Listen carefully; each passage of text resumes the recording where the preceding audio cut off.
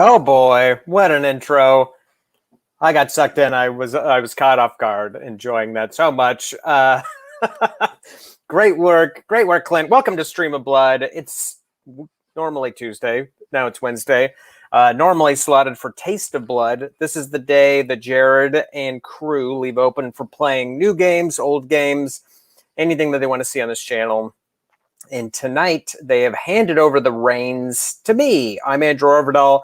I'm an actor, writer, a stand-up comedian, and a game designer. I have a game company called Occupied Hex, and I have been working on this game. Tonight, I'm so excited to show all of you. It's called DUSTER. And real quick, before I get into the game, shout out to Clint Trucks, Secret Keeper Clint Trucks. Thank you for all your work. Cobbling this guy. There he is. Clint Trucks put that intro together. He's so great to work with. So hats off to you, Clint. So tonight we're going to be playing this game, DUSTER, that I've had the idea for a long time, and I've just been absolutely cranking on it through the pandemic lockdown, kind of putting in full-time job hours minus full-time job money on it. But it's in a great place. I've worked on it a ton. I play tested a ton, and I'm really excited to show it to you and to the world at large. And tonight is the first time we'll be doing that. So Without getting too into the nuts and bolts of the game, which we'll just kind of see as we play, I can just tell you that it is a post-apocalyptic gas punk adventure through a ruined future United States landscape that has been just sort of devastated by all the post-apocalyptic hazards that befall people. But it's been rebuilt back to a sort of Old West aesthetic and style. But there's also, cars, dirt bikes, 6-gun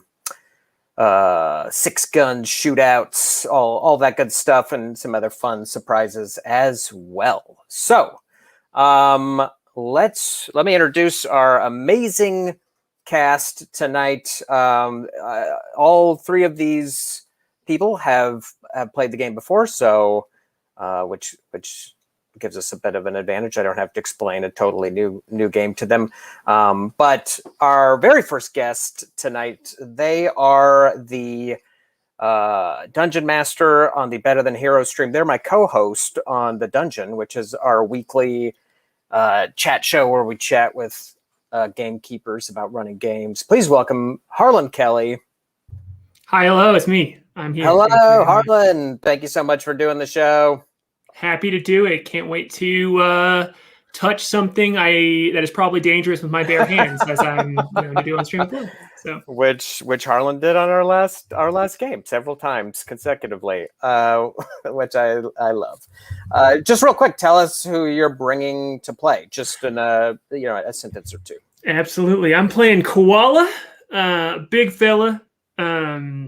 Well, there's one notably big part about him, which is his huge radiated right arm. He gets by swinging that arm real good. He holds on to people tight when he has them close, both for violence and for love. So. I love it. And Koala has been in. And we have an illustration of Koala by Stream of Blood artist Will Pottorff. Oh, look at that! Oh. Will, thank you. I love it. And you specified very big boots, and boom, very big boots. Very big boots. I love it. And it was Will Pottorff's birthday yesterday, so hats off. Happy birthday, Will.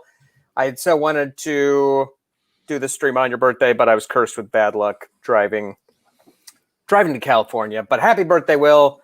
If you're in chat, if you enjoy Will's art, go to his site and buy some of his cool art. It's dope. He did a bunch of art for this game, and he's playtested this game and playtested a very fun character. Your next player this evening is no stranger to Stream of Blood. He's in the Blood and Blades campaign that I'm also in, a member of the Kinahora.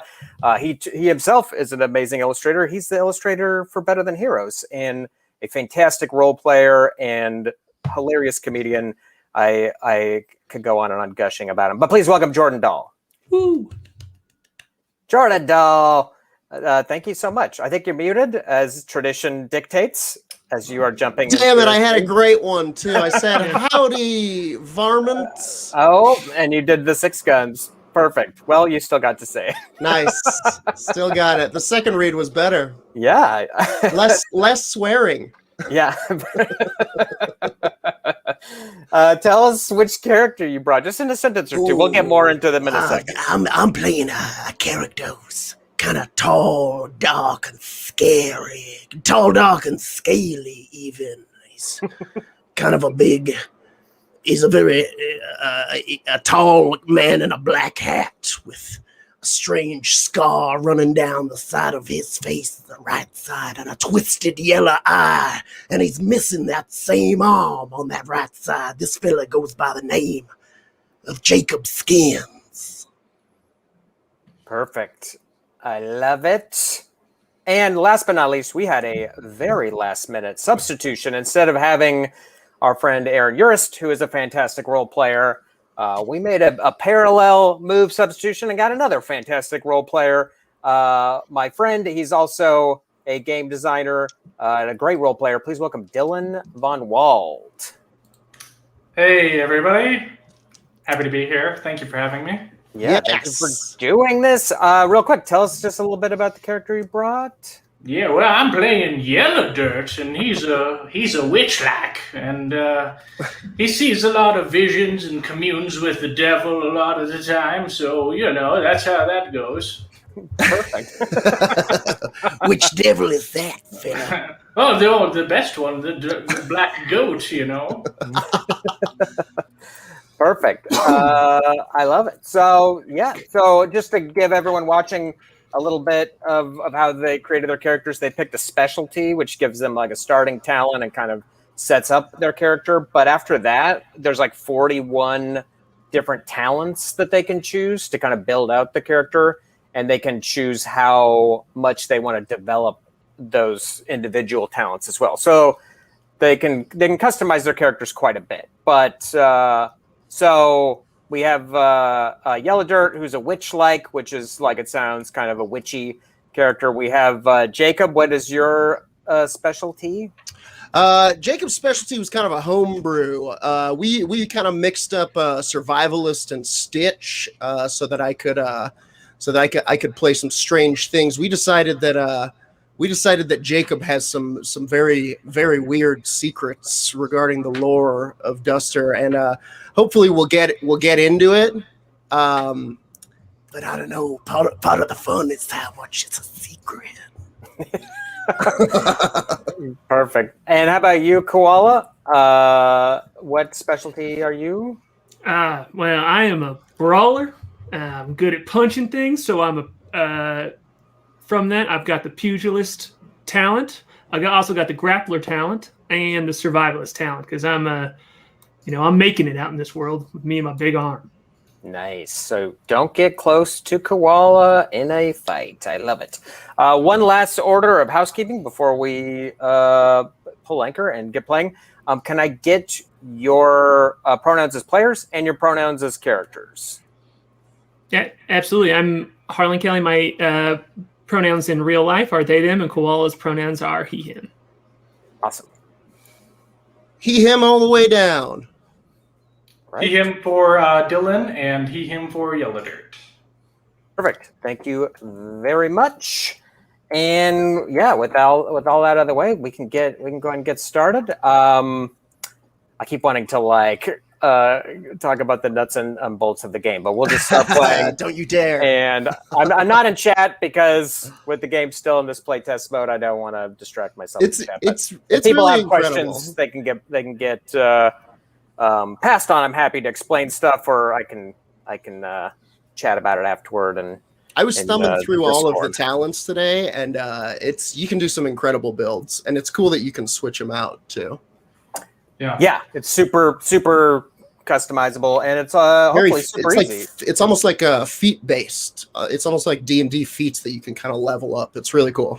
Yeah, that's a good way of putting it. It's all based around an easy old D6. So. I ought to mention I'm being kind of close to the vest with Jacob's specialty, but his talents are bad medicine, which is poison, sneak, close combat, and throat cutter. Nice.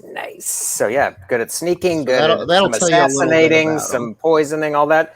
And sure, how about you, Yellow? What are your other talents other than being a witch-like? Oh, well, my talents here are I've got witchery boons. I can do some, give my teammates some boosts to their skills, and then I can, as I've mentioned, I can commune with the devil, and I get visions. And, I can instill fear in the hearts of my enemies. So, pretty rounded, I suppose. Perfect. The witchery talents, it is like a version of witchcraft. So you can do some unusual things that the other players can't do, that we won't get into with them. So you three, as just kind of general. I'm hearing an echo, and it's me. I hope it's not me. I thought somebody's TV was on, and the person on the TV sounded like me. Somebody's watching. That's how those who stupid can. I am. Hey, is somebody watching me do comedy? And they're saying exactly what I'm saying right now? No, I'm pretty dumb. Okay. I don't know. I don't know what it is. It might just be on my end. Sorry. Nobody else probably even caught it, and it was just a solo distraction. I can hear it. I'm trying to work through it. We're gonna be fine. We're gonna be fine. Great. So yeah, where we pick you three up. You three, however you come by odd jobs, however you get by in this world, you have gotten a job that is kind of. There's some jobs that have just kind of fallen through the tumblers. Other people have passed up. You may have heard of a job that comes around. It just sounds bad, but it's the only job that's available. And you three have all sort of come upon this job together. A woman by the name of Mara is looking for help, and she has requested able guns, capable hands to come out to her homestead. And for this work, there wasn't a lot more said about it. But the three of you, I'll let you decide kind of how long you've been traveling together. But I will put you not far from the widow's homestead, probably. And you are on foot, unfortunately, as adventurers and the way that your characters shook out and the things that you get. You all three are on foot, which is a hard way to travel on these wasted plains. It's hot. There's all sorts of dangerous wildlife. Yeah, not the ideal way to travel, but it's the way you're all traveling. So, yeah, I'll put you all about an hour away, according to the map that you were given from the widow's house, and you all can kind of just determine how you might know each other. You can just tell me right now. I kind of like the idea that we've all been kind of taking the same turns for a while on a main street, and then it turned into a dirt road, and we were all kind of traveling the same way. And as travelers fell off, it was still just the three of us, and it's like now it's just three people walking who have never really met. Got too awkward not to take a job together. And then it's like, and then one of us is like, Y'all heading up to look for that job out here? Yeah, I mean, Koala's best friend is whoever is around him. So he is absolutely, if he's walking along a road and two people are walking next to him, he's like, oh, well, hey, I guess we're doing this together, huh, y'all? And he pats you both on the back, and one pat is like way too hard, and the other one is just a normal light pat. And, who gets it? Who gets the hard one? I don't know which one of you is smaller physically. Oh, I don't know. I think Yellow Dirt. Okay, Yeah, then Yellow Dirt's kind of an old Yellow Dirt timer. gets the big hit then, and I almost like knock him over probably. Big cloud of yellow dirt. Yeah. Yeah. But he's just kind of looking at you. He has like trinkets kind of braided into his like mustache, little caps and washers and such that maybe they kind of tinkle like almost like a wind chime as you clap him on the back. A quick question, Koala. Last time I played with this Koala character, he had tamed a big orange cat. Do you still have this cat, or did you leave it behind?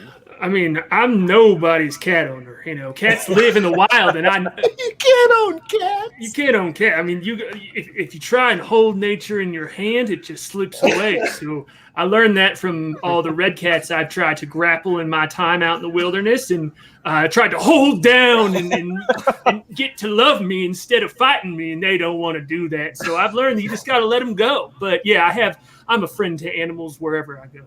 Okay, cool. So the cat, we can assume the cat is not following along out here.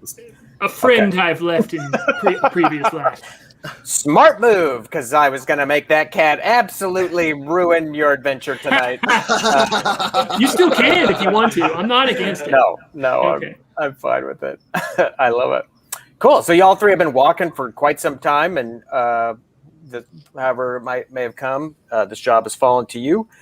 And you kind of come over this bluff, and below you can see a little homestead. It's got some ragged metal fencing that's been kind of cobbled together around it, and it has a variety of buildings, most of them made from like mud brick.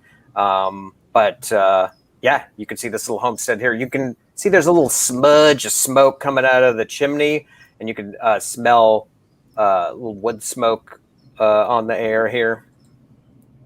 Mud brick, fancy.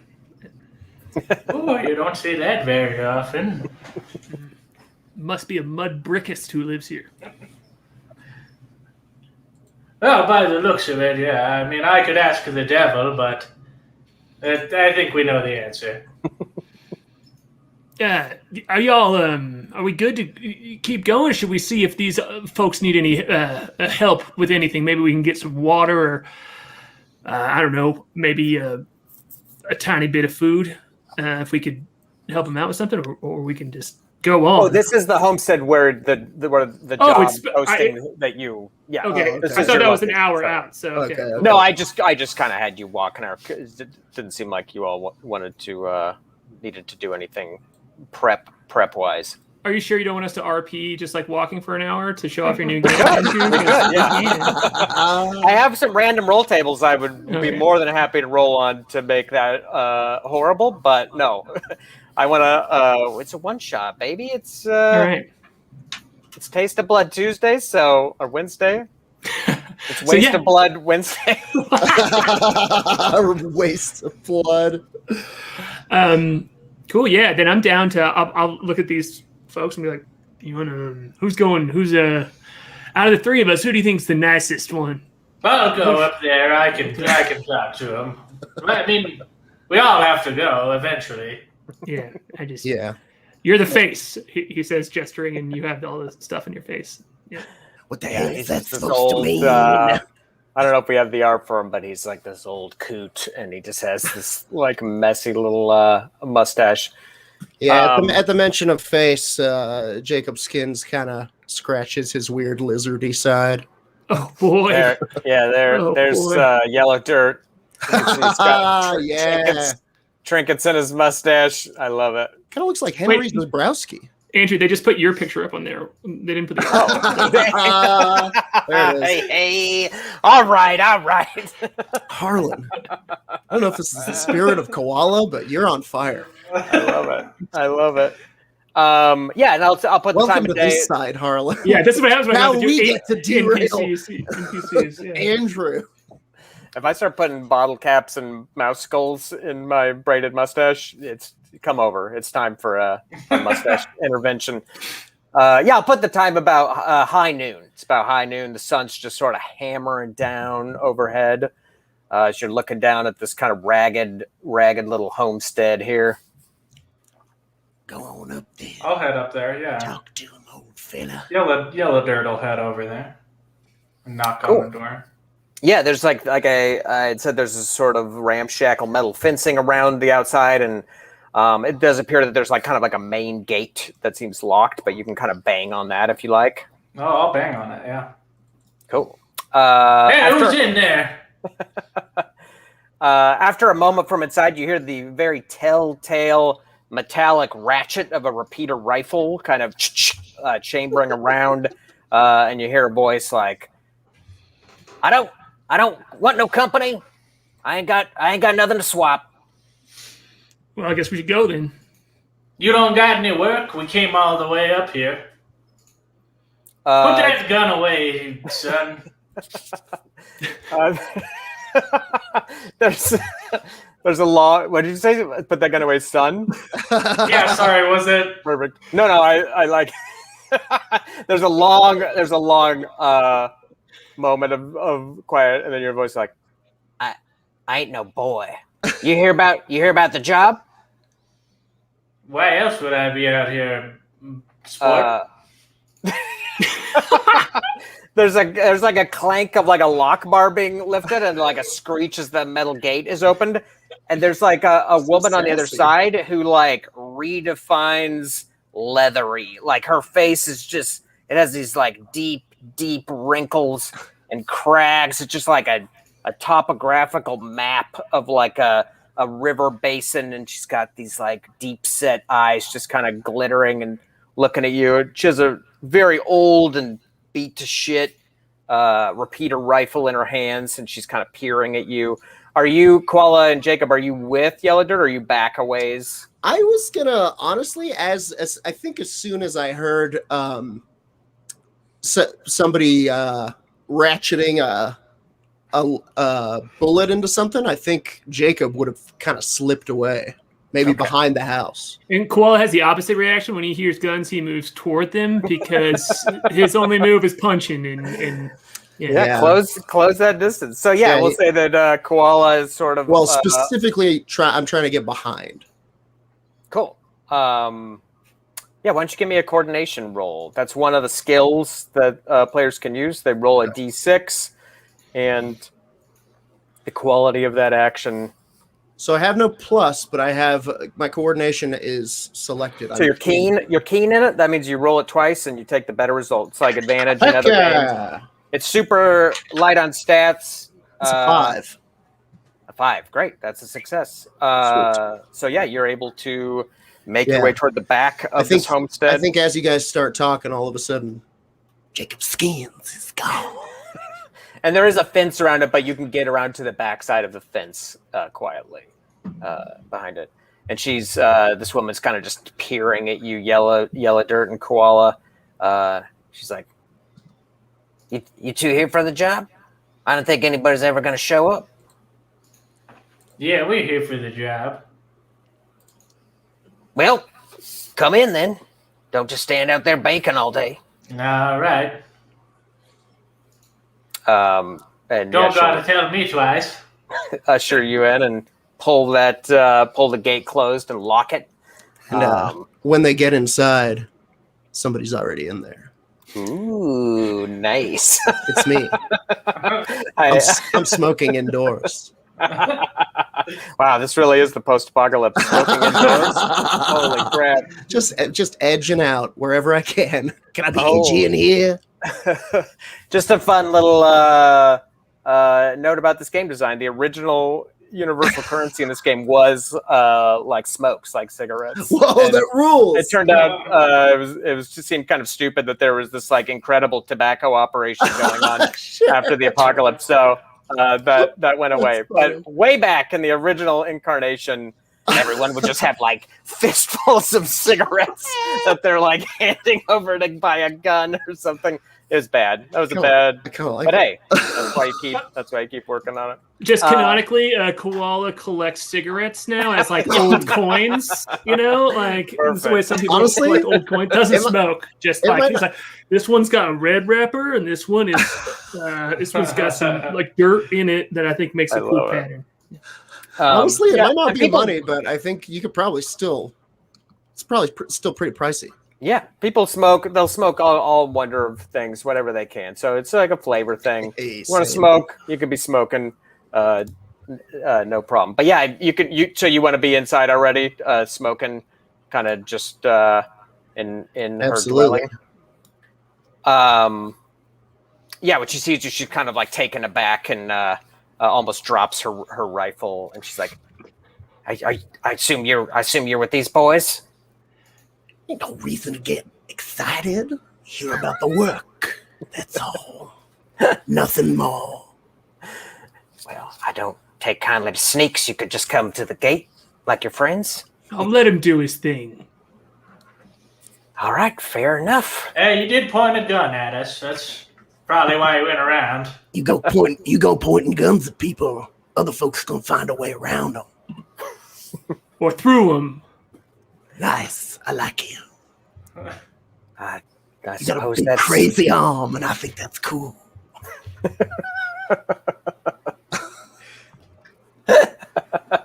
Oh, that voice. I love it. She's like, well, this is the job. My fool boy Franklin ran off to town to avenge his pa, and I need you to go round him up and bring him back. Assuming he ain't dead already. Fool boy, is that like a boyfriend? No, my son. Oh, I see. Your boy who is a fool. Got it. What you paying for this? She's like nodding at you, Koala, like, yeah, I think you know exactly what I'm talking about. God. What you paying for this here job? Well, I'll give you, I got quite a bit of H out back. Oh, An H for you audience is like clean water in this world. It is a pretty valuable resource. I could outfit you with say 10 cans of H each. Ooh, that's a lot of H. what about 12? Since there's 3 of us, otherwise we're gonna have to argue over one of the cans. I think I like arguing with my friends. Oh, it's 10 each, son. Oh, well, yeah, I knew that. I was just testing you, see if you were fair or not. You passed. You're fair. She's fair. Skin skirt. She's fair. It's not the easiest job I'm asking. You sure you're up for this? Well, it depends on who we taking down. I mean, we're rescuing your kid, or are we getting vengeance for the paw? No, my fool son thinks he'll be getting vengeance for his paw. I want you to corral him and bring him back before he gets himself shot in the head. Okay, great. So there's no vengeance necessary. I don't care about that. What's done is done. What happened to the old man? The boy's father? Yeah. He got himself shot. He was out hunting, ran into the Tar Hogan gang, got himself shot, left for dead. She says it's like very matter of factly, like as if she's describing like a chicken with like a lame foot here. Do we know anything in about this homestead. Oh, you can give me a memory roll. You know me and my big brain. Any two of you can give me a memory roll if you want. I have +1 mental. But nothing memory. Okay, I see. Yeah, so I don't have any mental stats or memory stats. So You'll just roll a regular d6. And I got a 5. And I got a 2. So Koala, you don't know anything I got a 5 about this game. But Jacob, you've heard the name Tar Hogan, and never in a positive context. Always a particularly bloodthirsty. The Tar Hogan gang is not a particularly large gang, but they are known just for their like kind of casual cruelty. They do waylay and rob travelers, but just as often they just leave people dead in the dirt and don't even properly scavenge them or rob them. Butchers, dummies. We'll find your boy. You want your boy alive, right? She's like, of course I want him alive. You Okay. can't bring him back alive. Don't come back here at all. So you don't want the body. If we find him dead, you don't want the body back. It's not worth anything. You find his body. Yeah, you bring it back to me. I'll pay you. Okay. Which town are we going here now? Well, near as I could tell, he didn't exactly tell me where he was setting out, but I figure he went to Deadwater. It's the nearest town. All right. Oh, can I do an intuition to see if she's lying about how the paw got killed? Yeah, totally. Okay. So again, he's just rolling a d6. And in this game, when you roll a d6, if you roll a 1, you subtract 1. A 1 is actually a 0. And if you roll a 6, you add 1. A 6 is actually a 7, which leads to some like unique gameplay stuff, especially in fighting. But what'd you get on that intuition roll? Got a 5. That is a success as well. She does not seem like she's deceiving you. She just seems like she's lived a real hard life, and she's just kind of being all business at this point. She just wants her boy back, and she knows that in this world, pursuing vengeance, especially against a gang like the Tar Hogan gang, is just kind of asking for more death. And she's just a real seasoned homesteader out here. What's your full boy's name? His name's Franklin. He's got a bush of hair, rust-colored. Mhm. A brain full of the same, apparently. Rust? Yeah, near as I could tell. He took our best 6-gun and headed out. Might he be with anybody else? Any friends? Franklin didn't have no friends, but he took our pony. He got a horse? Yeah, a great gray pony. Great pony. Pony got a Gray name? pony, white spots. Pony got a name? White spots around the neck. No, pony don't have no name. Why would I give a pony a name? Well, there's a lot to learn from nature. She just is like looking at you with those little glittering eyes. Like, is that a fact? Yeah. He's got a strangely upbeat attitude. You ever met a red cat? It's a lot to learn. You can learn how to yodel. It's wild. Is it true? Well, Koala wrestled a red cat. A red cat is sort of like a mountain lion, a more dangerous version of a mountain lion. And yeah, Koala grabbed one and was kind of wrestling it and getting clawed to shit horribly, but it worked out. It was a good move. Good move. Far out. They make a real screeching noise when they're disturbed, and it sounds kind of like a yodel. So sometimes if you imitate that, you can scare someone in the wild. It's a good tactic. Red cat yodel. Anyway, hell Just yeah. kind of looks. She's like, if I see a red cat, the only thing I'm doing is putting slugs into it. Well, that's the difference between you and me, ma'am. No disrespect, man. And Jacob says, You see a red cat. There's 2 more you don't see. and he walks out the door. Yeah, this woman just sort of lets out a very creaky sigh at that moment. She's just like sitting there as if like you three are the only people who have responded to her job. And she looks pretty exhausted and like not particularly confident. Well, can I see the boys' room? She's like, I need to smell a couple things to find them.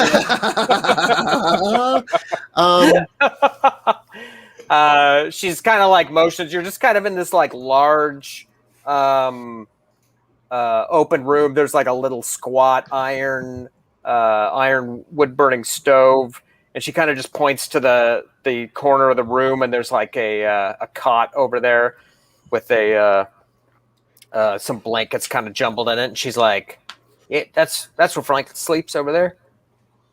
Anything over here that he particularly holds dear? I think he took everything he holds dear with him.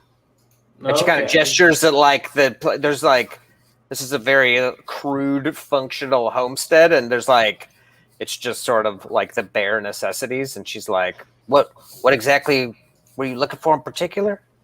Well, I don't know. Maybe a trinket of some kind. I suppose you're right. He would have taken something like that. But, maybe some sort of old stuffed animal or toy that he used to love a lot. Anything like that? She just is kind of staring at you like almost in disbelief. She's like, don't have no trinkets. Don't have no stuffed animals or toys. He had a particular shovel he always used. Would that do for you? Hey, my shovel was my best friend when I was a kid. All right. Did the shovel have a name? Not that I ever heard. John Shovitz? Yelliter goes over and smells his blankets. Oh. Give me a creep roll. Just kidding. Yeah, they smell exactly like you would expect blankets in a post-apocalyptic homestead. Okay. They smell like they have been lived in their whole life. Okay. I will take a look at that shovel. Where is it? You said it's his favorite shovel now, right? I suppose we'd argue about it if I was the one using it. He'd swear he wanted to use it. Sure, come on with me. She'll kind of guide you outside, and Jacob, you'll see them kind of come out, and they kind of cross this kind of homestead compound, and there's like a small kind of leaning structure with a variety of tools in it, and there's a number of shovels up against the wall, all kind of crudely made out of beaten metal. And she picks one up and kind of like shows it to you. She's like, "Here you are. You gonna bring this shovel to him? Try to sweet talk him back here with the shovel?" No, I just wanted to, see one of his favorite objects, I suppose. Do I have witchery points right now? Because I don't. Oh, you should have. Sorry, yeah, that would be a bit of housekeeping that you would have done in the night at the witching hour. As a witch, go ahead and roll 1d6. Cool. And you have that many witchery points, and you will add those. How many mastered witchery talents do you have? 3. So you have 3 witchery points for that. No, you actually have 4 witchery points for that. And then what did you roll? 4. Great. So you have 8 witchery points that you can use today to do stuff. Okay, great. I would like to... I want to see if I can figure out where exactly this person is using my visions. Ooh. Cool. That is one of your unique talents. Cool. I don't know which one specifically applies to my situation. Can you help me? Sure. So you have it mastered, right? Which ones do you have? Yeah. I have witchery boons, witchery visions, and witchery fear. So I'm doing the witchery visions, but I'm not sure which of the tiers would be the best for this situation. That's a good question, because one of them you can ask a question about a past event in a target's life. And one of them, you can ask a question about a future event in a target's life. So you're trying to specifically discern where he may have gone? Yeah, I guess so. Or where he's at. Yeah, I don't know. I suppose it would... I'm just guessing here, maybe a future event to see where he will be. Yeah, I'd say either one works. You could ask the question of basically where... where was he this morning, or where will he be tonight? So it's kind of up to you for that one. Because where did he go was also a past question. What's that? Yeah. How long is it going to take us to get to Deadwater? Do I think? Deadwater from here. What? Give me a memory roll. Okay. You probably know this, but I'm trying to get the rolls out there. Memory roll, I got a 3. 3, so that is a failure. You're not sure how long it would take you to get to Deadwater. Again, you're on foot. It might be an issue of navigating or what have you. But I'll tell you this, though, you don't think it would take you more than a day. You know that much about where you are. Okay. I'm going to. So one thing that can happen. In this game is if you're not happy with your roll, you can push your roll and you can take stress, which doesn't negate the fact that you failed in the first place. It just lets you do the same skill roll again, usually with a diminished effect. There's some exceptions where you can't push a roll, but you can do that in some situations if you don't like. For example, just then with Yellow Dirt, he failed to kind of remember where Deadwater was. He could have pushed his roll, taken the stress, taken kind of a stat penalty, and he could have tried again. But it's is it worth it or not? He decided it wasn't worth it. The characters also have luck that they can cash in, which is kind of the magical re-roll of a failed roll. But each of these characters only has 1 luck point for this one shot, so they can only do that once each. Sorry, what were you asking, Dylan? I would like to. I'm going to use the future event. Right. And I would like to know where this boy is going to be in this evening, I guess. Cool. So he's Yellow Dirt's gonna stick. He has this pouch on his belt and he sticks a few fingers into it, and there's like yellow dust is on it, maybe some yellow dirt looking stuff, and he like rubs it in his mouth, Ugh.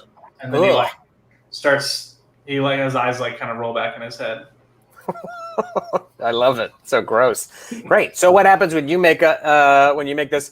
I make what's called a fate roll. I have a D6 here, and I will know the quality of your vision that I give you, and you will not. You will have to like sort of discern it as it comes to you. Cool. You're standing there rubbing this yellow dirt in your mouth. And you can hear the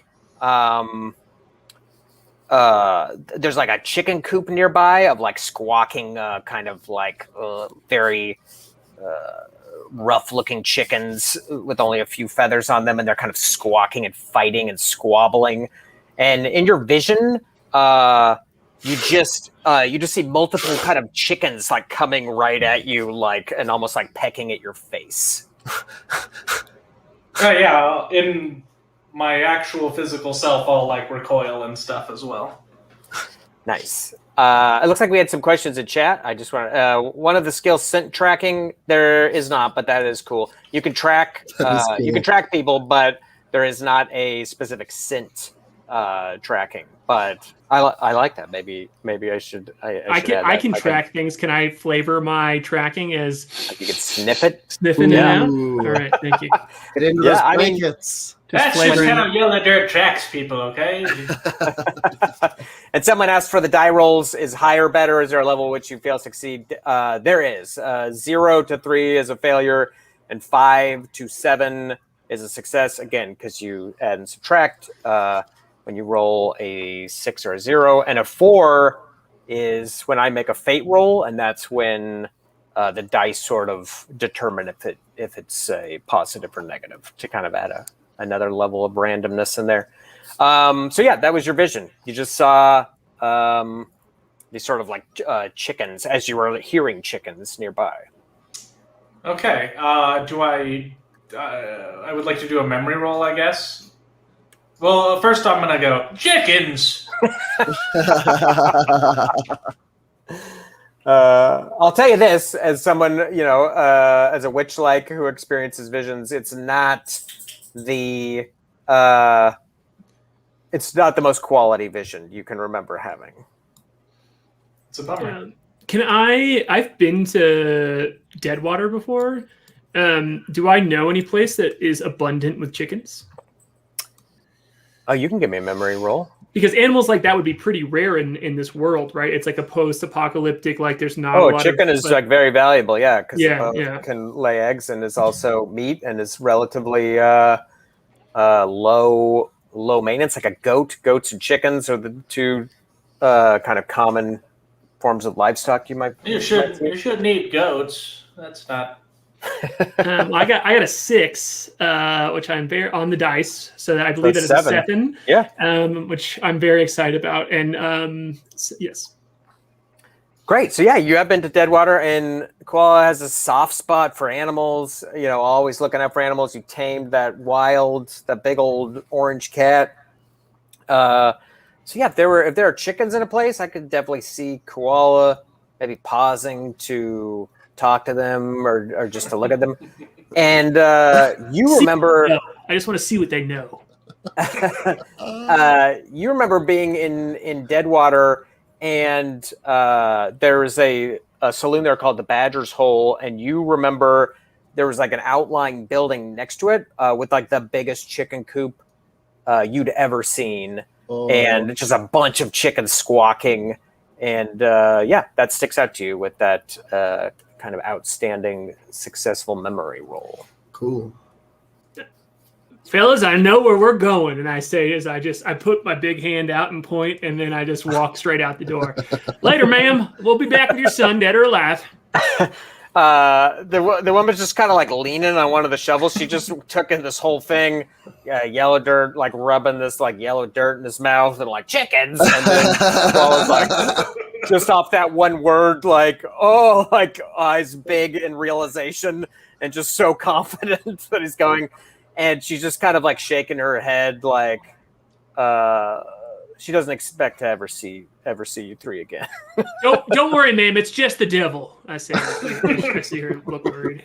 Yes, I talked to him. He told me where your son was. We'll be back in a little while, probably. I think when you all come outside, you see Jacob kind of kicking through the brush, looking at stickers and bushes and things, and he almost looks like he's out looking for berries or something.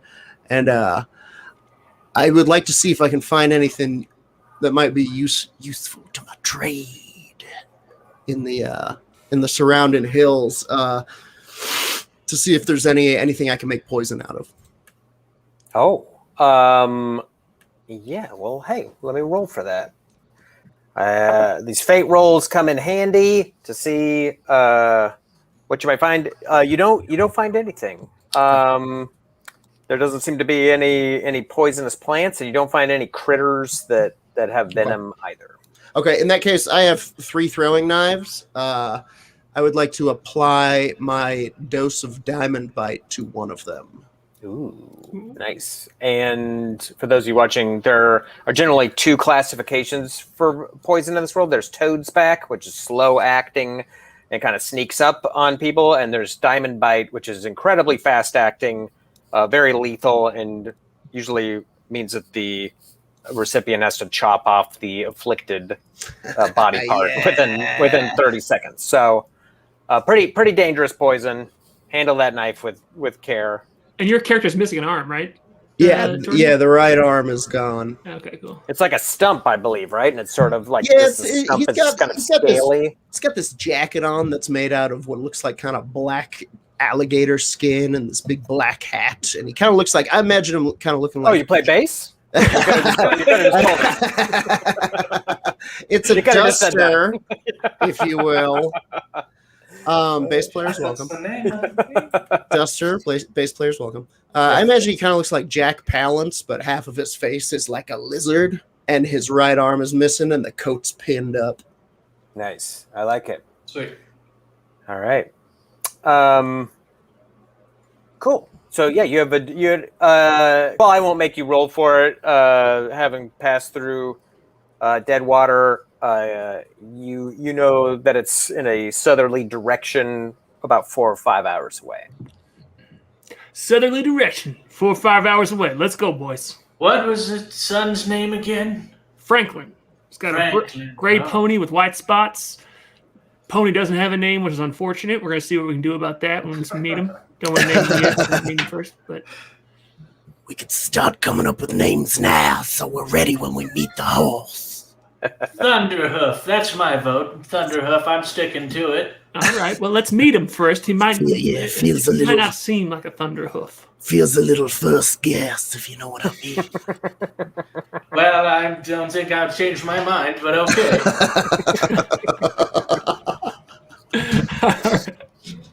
I think we traveled in the direction of this town. Just arguing, quarreling about horse names, about the pony name. I love it. Yeah. Great. It's got to be hell for these people who exist in this grim, the road style end of the world situation, and 3 people playing a fun game come along. We're having fun with our characters. About trinkets and toys and pony names. Yeah. Yeah, my character is only 26 years old, and he already looks like that. So it's a rough life. Incredibly old and mature in this world. Yeah, we see like someone dying of thirst on the side of the road, and we're like, "Did you ever name an animal?" And then settle this pony name debate first. Thunderhoof or Lucky. Hang on. Let's give him the whole story. The pony is gray with white spots. Picture, if you will. We should have got a down payment on this job. Damn, I was thinking the same thing, Yellow Dirt. But I made that cool exit, and I couldn't go back in and be like, well, this for you. Based on your performance back there, you wouldn't have received it. But based on the amount of confidence she has on you finding her son and bringing him back, it would have taken quite a persuasive effort for her to give you anything. But just to confirm, Yelder, you did take the shovel, right? Yeah. Great. Just wanted to make sure. So you have Franklin's quote-unquote favorite shovel with you. What time is it about? It was about high noon when you all were chatting with this widow, and if you walked south, I rolled to see if any misfortune might befall you on your way, and it did not. So I will put you within sight of Deadwater as the shadows are getting pretty long. As evening is kind of setting in, you could see it in the distance. You could see multiple plumes of smoke kind of coming up. Those of you who have been to the town before know that it's kind of roughly horseshoe shaped. It's walled with some like metal walls around the outside. There's a couple lookout towers, kind of made haphazardly out of metal, and you're also able to see that nearby there is a large circle of vehicles, very large vehicles, trucks, and like tanker style trucks and some other trucks, which you would know, Koala, and maybe some of you others would know. This is an ice mining caravan, and these ice miners routinely make their southerly home base here at Deadwater. It's very common to encounter ice miners in and around Deadwater, and anyone looking for that work generally comes to this town to get it. And you can see that there's currently a caravan kind of camped out nearby, near the city, and they've kind of circled their vehicles in the way that folks might circle wagons as kind of a barrier and like protective ring. I don't like cars. It's bad news. Those ice miners always want you to get in a car. I'm not a fan. I say to Yellow Dirt and Jacob Skins as they. Have you ever been in one though? They're pretty fast. Yeah, I don't like it. Makes me feel wobbly. Do you think they'll let me lick their ice? I'm pretty thirsty and also hot, so you gotta pay a lot of money for that. I've seen just a lick. Yeah, just a lick. Are you kidding? Unless you're quick, you could sneak right up and take a little taste. Yellow Dirt.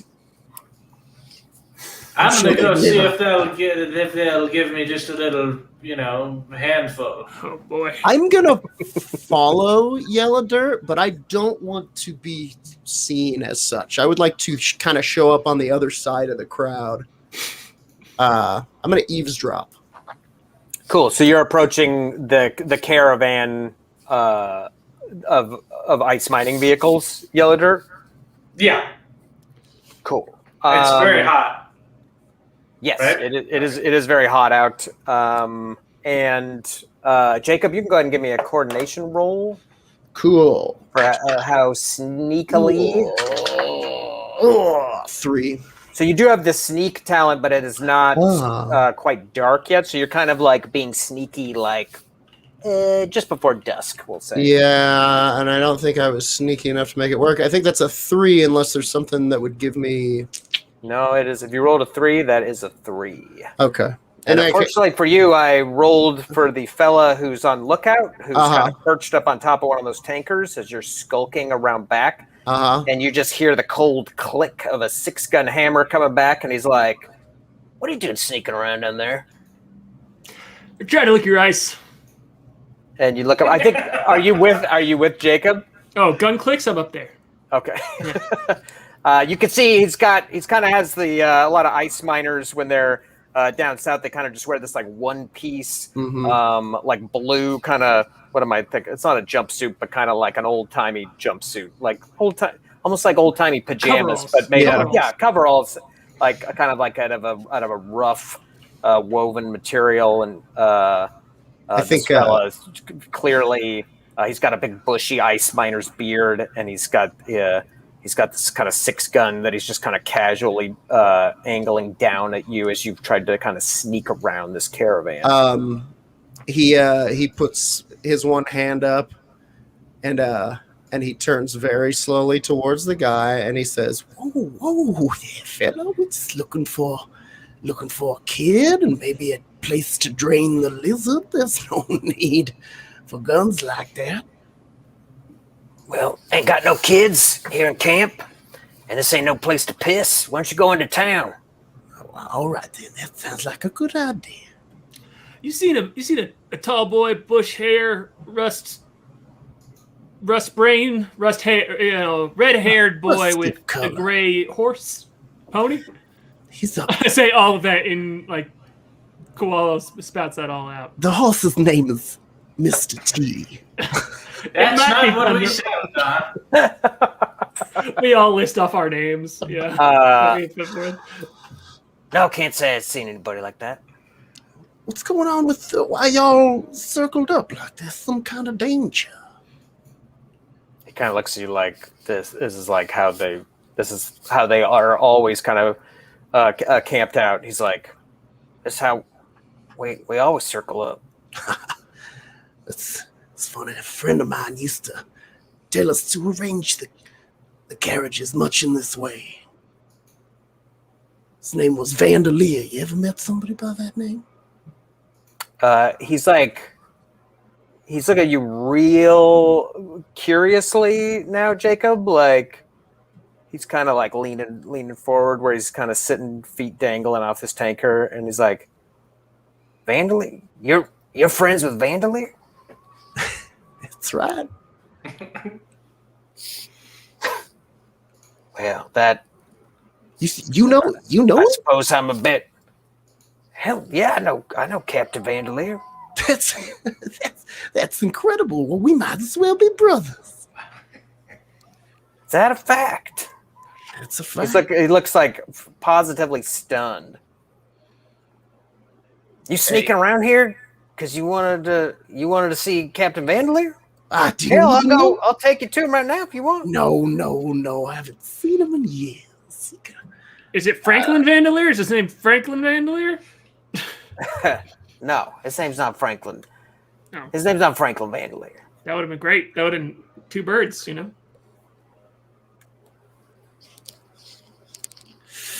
Let's get down to brass tacks. I want a hunk of your ice. How much? Hey, Two and one for my old timer, friends. we don't sell the ice out of the caravan. You want H, you go into town. I don't want H. I want a hunk of ice to nibble on.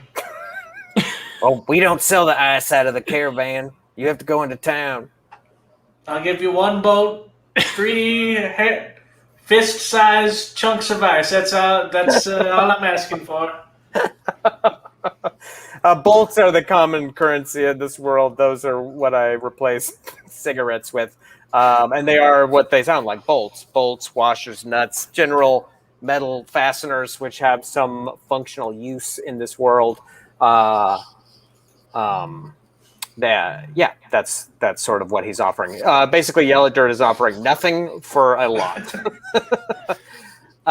Jacob, he kind of waves at you with the gun, like just as like a shooing motion. He's like, "Take your paw and leave me alone." He looks at you, Jacob. He's like, "What's your name, friend? I'll tell Captain Vandalier you're looking for him." Me? My name's Jacob. Jacob Salter. Give me a deception roll, since you are putting a little sneaky lie on that. I am. Man, I almost said as Koala, you say your name was Jacob Skins, and I'm glad that I did not before that was rolled. It should be. I should qualify. I did not say that to any of these people. I told them my name was Jacob. You just told them your name was Jacob. Okay, so they don't even. So to They them, know it me could be as true. Jacob. But you are lying, correct? I am lying. Okay, I thought so. Yeah. God, it better be good too. 3. So remember, if you don't like that result, you can't push it. You check a box of stress, which makes you snake bit on future mental rolls until you relieve that stress. But you could do it if you want. But right now you have failed it in the sense that he's kind of like giving you a raised eyebrow. So you could try. What about my luck? What does that do? That just lets you re-roll with no penalty. But you only get one. And if you use luck and you succeed, it's as if you didn't fail. It's the sort of magical overwrite. Yeah. But luck is totally finite, and you'll be done with your luck. Right. And stress, you don't re-roll, you roll again. So you do have that failure. You just get to kind of like... Yes. So like if you're trying to sneak into an enemy camp and you failed the initial coordination roll, you can push it, but they heard a noise. So they're going to be looking for the noise. If you succeed on that push one, it enables you to maybe sneak out of, you know, where they're looking for the noise. It doesn't mean that you just like didn't. I mean, I think I got to push this thing. It's totally up to you. But if you want, go for it. Check that stress box and give it another roll.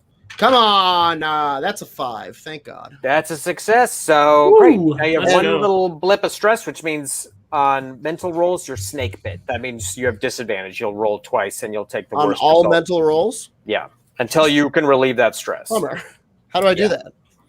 Well, you can rest. You could take a hot bath. That came about through playtesting when the players became obsessed with hot baths to the point where they named their gang the Bath Boys. Will Potter, honorary Bath Boy, R.I.P. Not even honorary. He was. They were all founding members. Part of the Well, bath. I just realized Koala was part of the Bath activity, but not He never once got. they were the Bath He Boys. jumped in as a Bath Boy. Yeah, so he's a proto Bath Boy. Yes, Yeah. he predated the bath. But boy, the players love those hot baths. So that's one way that you could do it. You could listen to music. There's even like a talent in the game of playing music and alleviating stress in your companions. Cool. There's also certain drugs which do it. Anyway, whatever's pertinent to you right now, none of that helps. I would like to tell this ice miner that My name's Jacob Salter, and I'd very much love to see the captain again. Me and my friends are engaged in a little bit of business as we speak, but perhaps Koala is there. A nice bar, a place for libations in town. Yep, Badger's Hole, big fan. You tell the captain that if he wants to find out who the hell I am, he can meet me at the Badger's Hole. All right. Well, I'll tell Captain Vandal here that you'll be at the Badger. So I don't expect he'll come meet you. The captain never leaves camp, but I'll He's tell you. also real stingy with his ice. He's like, hell yeah, stingy. You know what we go through to get this ice, old timer? We don't just find this shit and bring it back. Can I spot this guy, Captain Vandalier? You could give me a focus roll. There's like I said, there's like various circled vehicles, and there's kind of like rings within rings. So it's kind of hard to see the camp that's inside. I dig it. But you can give me a focus roll, and it's going to be snake bit because you have that bit of stress, and focus is one of the mental talents. Oh, wait. Oh, right. But you can do it. Forget it then. Wait, I thought I was emotionally snake bit because I used persuasion. No, or deception. it goes mental first, then physical skills, then emotional skills. I'll forget it then. Regardless of what you use. Hey, you never know. It doesn't hurt you to fail it, right? You're just looking around. All right. Yeah, it doesn't hurt you to fail it. Well, I think I failed it. I rolled 1 2 times. Wow. Okay. Yeah. Both of my eyes start to bleed. You're in trouble. Just kidding. No, it's just like you're just kind of looking around, and you can't see anything. You do see. You can see other ice miners kind of moving around in it. You could hear some kind of like drunken yelling and kind of carousing going on inside these vehicles. Boys, we don't want nothing to do with this. Let's go get Franklin and Thunderhoof and damn, Yellow Dirt. It's rolling off the tongue nice. Let's go get It's them. a nice name. It's a nice name. And then if your good friend Jacob wants to meet us at Badger's Hole, he'll meet us at Badger's Hole or send someone for us. Maybe he'll invite us into his circle. Yeah, let's go. They don't want to do any business around here. Yeah, that's fine. We're not going to get to lick any of their ice. Yeah, we go. Oh, I will one day. I wouldn't count on it, old timer. Don't you take your eyes off this ice, and I'm already like walking away. But I'm still threatening his eyes. That guy's just kind of shaking his head as you're walking away. Cool. Yeah, can we head into Deadwater? Definitely. I think so. You can head on in. And I'll say that now the sun is setting and the shadows are very long across the streets. And the town is pretty lively now that the evening is setting in, and it's clearly there's a good number of ice miners in town. You can see some leaning against walls, kind of recovering from throwing up. There's two just like fighting in the street. There's a guy with his knees on the other guy's shoulders, just kind of like just beating the shit out of him as some of their fellow miners are kind of like jeering and egging him on. Hey, Jerry. Yeah. And you kind of have to navigate around that as you're getting in town. But it's clear like the miners are here in town and kind of an overwhelming presence. It seems like townsfolk who are not miners are kind of like indoors, and you don't see a lot of people out. Before we go forward within Deadwater, chat has named us the Ice Guys, which I think is the Bath Boys and the Ice Guys. So I think I'd like Bath Boys, Ice Guys. And we did have a question about the gameplay in there. If you have advantage because you're skilled, does it counteract the snake bit? Similar to other role-playing games, it just gives you a straight roll. So if you would be keen in a skill and you're making a snake bit roll, you just make a straight single dice roll. Well, one important other note is if you're snake bit on a roll, you can't push it. You can So we walk past this mayhem in the town of people fighting, and I can just take us straight to Badger's Hole, right? Yeah, you know where it is. It's kind of at the apex of this horseshoe structure, like in the interior structure. Interior of the horseshoe, there's a few larger buildings. There's kind of like a garage yard with stalls and various vehicles and in states of disrepair. And there's also like a large stable with a variety of like horses and ponies in the stable. And I know where the chicken building is, right? It's like that area next door, that like stable-ish area. Let's go straight to that chicken building. Yeah, can I see any chickens? Is there any sign of any chicken activity? Yeah, there's a big, like I said, there's like a big long chicken coop. It's made with. Right, but I can physically see chickens. There's not just yes, chicken. yeah. Okay, There's chickens in there. You can hear them. Chickens. There's a big old clamor as well. Okay, cool. And then I'm Koala's not the smartest pony in the patch, and so if he's just going to go stick his head in that chicken coop and see if he sees that kid in there. Cool. So the chicken coop is it's locked. There's like a metal door, and it has like a big old chunky iron lock on it. But the top is kind of open to the air. There's like a few like kind of haphazard metal shingles on the far half to protect the chickens from acid rain and stuff like that.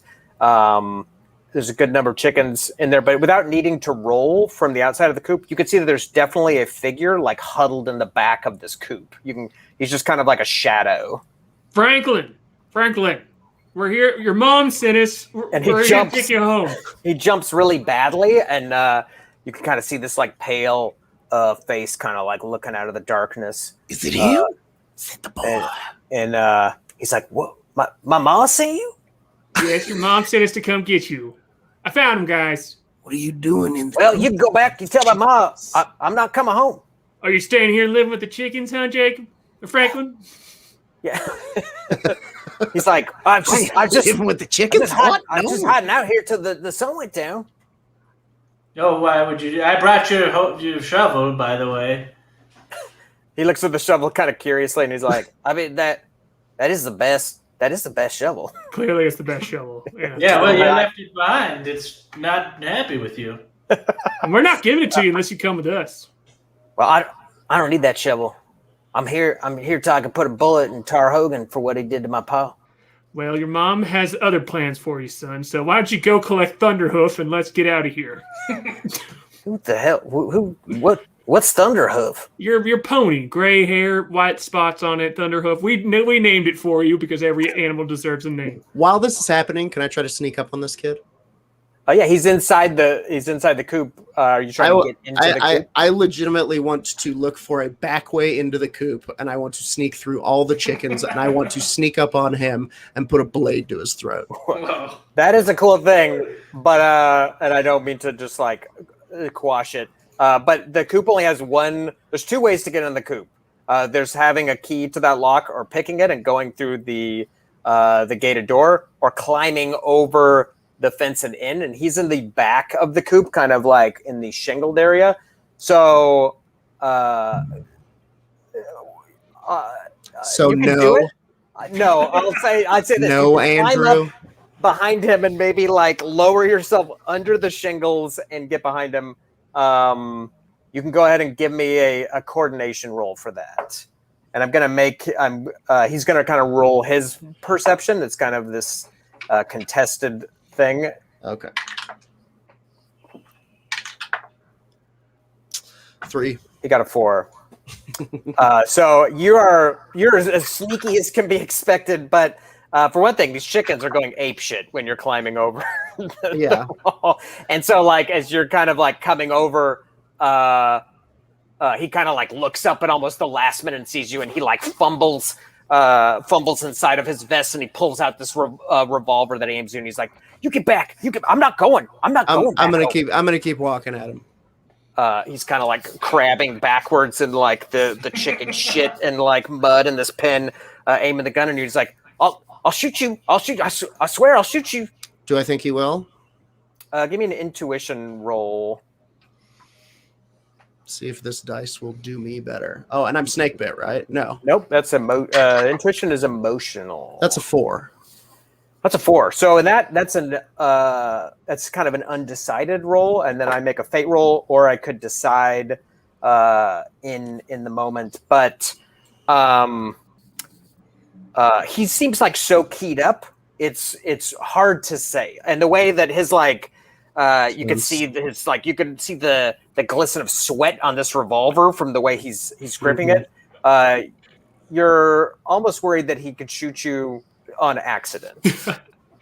But he certainly has the gun leveled at you. Okay. And I'm gonna put a hand up, and I'm gonna say, So you want to be a killer? I kill people. I kill people all the time. Who do you want dead? he's kind of like stunned at your cool. He's kind of like, and he's like, I already told you, mister, I want Tar Hogan dead. All right. You help me kill Tar Hogan, I'll give you Pa's car. All right then. Step 1. Killing lesson number 1. Get up out of the shit.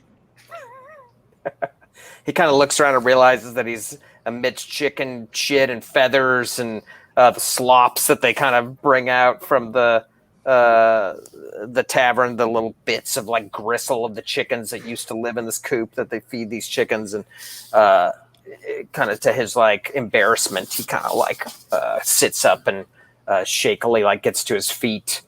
And he still kind of has the gun trained on you. He's kind of has it like close to his hip. I kind of, with the hand up, slowly usher him out the door toward Koala and Dirt. He's like, door's locked. We gotta climb over. Oh, all right. Can I just force the door open? Yeah, you can give me a force roll. That's one of the physical skills. It's the thing I'm really good at. So Yes! I was hoping to do it.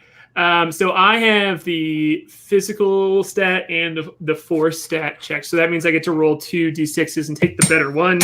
And you get to add +1 to it. Yeah. Great. That's what I thought. So and I'm excited. The bandwidth on successes and failures is really tight, but as a result, I was able to keep the stats like super low. Like generally, if you are ever messing with the stat, you're literally adding 1 to it, and that's it. So it's very I enjoy playing this game because it's not I know what I'm good at, and everything else is just kind of the same luck. So it's fun. It's extra fun to rip open chicken coop doors. So yeah, Koala walks over with his big ass arm and is just and he was like, I got a 5 on the dice and I have a +1 to that, so that was a 6. great. So I yeah. just rip it over. So it's probably easy. Yeah, there's just like this kind of squeal of metal and like popping as the metal wire is being like torn out, kind of with a screech, like, and you can kind of like mangle this hole. And Franklin is kind of like also in awe of this, just kind of like crude display of strength. Yellow Dirt, give me a focus roll as you're kind of standing watching all this nearby. While he's doing that, are there chickens that come out of the coop now that they're free? Yeah, as the doors open, these chickens are just kind of like pouring by your feet. Have fun, Tom, Jack, Thunderclaws. Thunderclaws, Thunderbeak, Thunderwings, Thunder. Yeah, that's 100% Koala's vibe. Everything is lashed thunder. onto thunder. Yeah. I love it. Thunderclaws. Yellow Dirt, what did you get on that focus roll? I got a 4. Oh, okay, so I make my little fate roll, and we'll see. So you're kind of standing there watching this whole scene, and from behind you in the back of the tavern, you hear a man's voice like, "What the hell's going on back there?" And you can kind of hear someone approaching toward the back door of this the saloon here. Oop. No, we gotta get it. We gotta get out. And Franklin is still standing in the coop as the chickens are all kind of pouring by, and he's looking at you, Jacob, and he's like, "So I come with you. You help me kill Tar Hogan?" Yeah, where's the car? He's like, "We got a car back at the homestead. It's hidden." Then where's Tar Hogan? Quickly. Let's get out of here. Let's get out of here first. All right, but I got your word. Yes, run. And he'll kind of like unsteadily kind of follow you and leave the chicken coop. And you could see there's some lantern light coming out the back door of this saloon as you all kind of can make your way back toward the main street. There's like a man has kind of come to that back doorway and is looking out. He's like, "Oh, what the fuck? Somebody just about ripped the coop door clean off. God damn it." Jerry, Thunderclaws, get back here. Yeah, the chickens are kind of like all over. They're just kind of like running through town, like squawking and kind of causing a layer of chaos here. Do I know who Target Hogan is? Was that you that made the memory roll? Someone made a memory roll for that. Oh, But you can make one right now if you want. This is Jacob. Yeah, Jacob pulled a 5 earlier on the Tar Hogan. Oh, okay, but you can make one right now if you want. Wait, Cool. when was that? Like It was back at the homestead. Yeah, we learned that they were kind of It's kind of a small gang, but a pretty cruel and sadistic gang. He called Okay. them butchers and dummies. You can roll one too if you Wait, want. so it's not a specific. So that gang that Tar Hogan leads is he wants to kill Tar Hogan, who is the leader of it. Mhm. Sorry. Yeah. Okay. Cool. Yes. Okay. Cool. And That's so what it's called the Franklin Tar was. Hogan gang because it's named after him. Yes, it's made Okay. out of It's like Van Halen. Right. exact same thing. No. And he wants to kill David Lee Roth. Got it. Yes. Hey, I feel it. Okay. Cool. Then I don't need to roll because Okay. we. Yeah, we I know would who assume he is. Jacob has filled you Yeah, in on this. yeah. You know that he is a real bad guy. What in this moment? Does this person live in town? Are they coming through? What does the kid know about? What was his plan? Oh, is that what you ask? Is that what you're asking him? Let's go to the Badger. What was it? The something Badger? Badger hole. Badger's We're hole. gonna go to the Badger's hole and figure this thing out. I think that's Oh. where we just were, right? Or no? You You're were outside you were of it. out kind of in the alley next to it where the chicken coop was. Oh dang! Oh, So we well, sneak maybe inside. maybe we shouldn't do that then. Well, you were out kind of towards the back. You could go around and go into the front. Okay. if you want. What do you think, Yeah. Koala? Oh, I'm in. I mean, That's I'm the not- last yeah, place let's to do look for us. Sure. Yeah, we can go to Badger's Hole and figure out what this kid's plan was, so that we can address it somehow and either follow up on his plan or make our Yeah, own. I think in a very kind of dad caught you in a fight move, they take him inside and order him a whiskey. Cool. You gotta drink the whole pack. When you come in the upper level of the Badger Hole, there's kind of a bunch of tables. It's almost there's sort of like a very large, wide staircase which descends down underground, and then on this like ground floor level, there are numerous tables, and there's also people sleeping in like cots and hammocks. They've kind of rented the space indoors for the evening, and you can see there's like also a back room area where you know that someone just kind of went through there, hearing the chicken coop commotion, and down these big wide stairs which descend into the main room, which is underground. You can hear drinking, yelling, and the telltale sound of like fists on flesh. There's clearly some kind of fighting that's going on down here, and like cheers and like roars of people who have bet. And you can kind of make your way down, and it's packed with both drunk ice miners and also locals. There's like a fighting ring with like a sawdust and sand floor, and there's two guys in there just like beating the piss out of each other, and that seems to be where most of the attention is at the moment. Nice. But yeah, you can make your way to the bar, and you can order Franklin a fire water if you like. I will do that. Can I get one for each of us? Yeah, you can. That will be, let's see, for you, that'll be 20 bolts. Oh, good God. If he orders it and it doesn't have the bolts for it, I have a can of push that I can kind Yeah, of he That's orders like, it, and they say 20 bolts, and he's kind of like, that's like I'm paying for shots of whiskey with $100 bill. I mean, Koala's not good with money, so and he doesn't like cars, so he's happy to be like, yeah, and yeah. Is that where he doesn't have enough money to buy all that? If I remember right, correct? No, Jacob, no, you have 8. I have 8 bolts.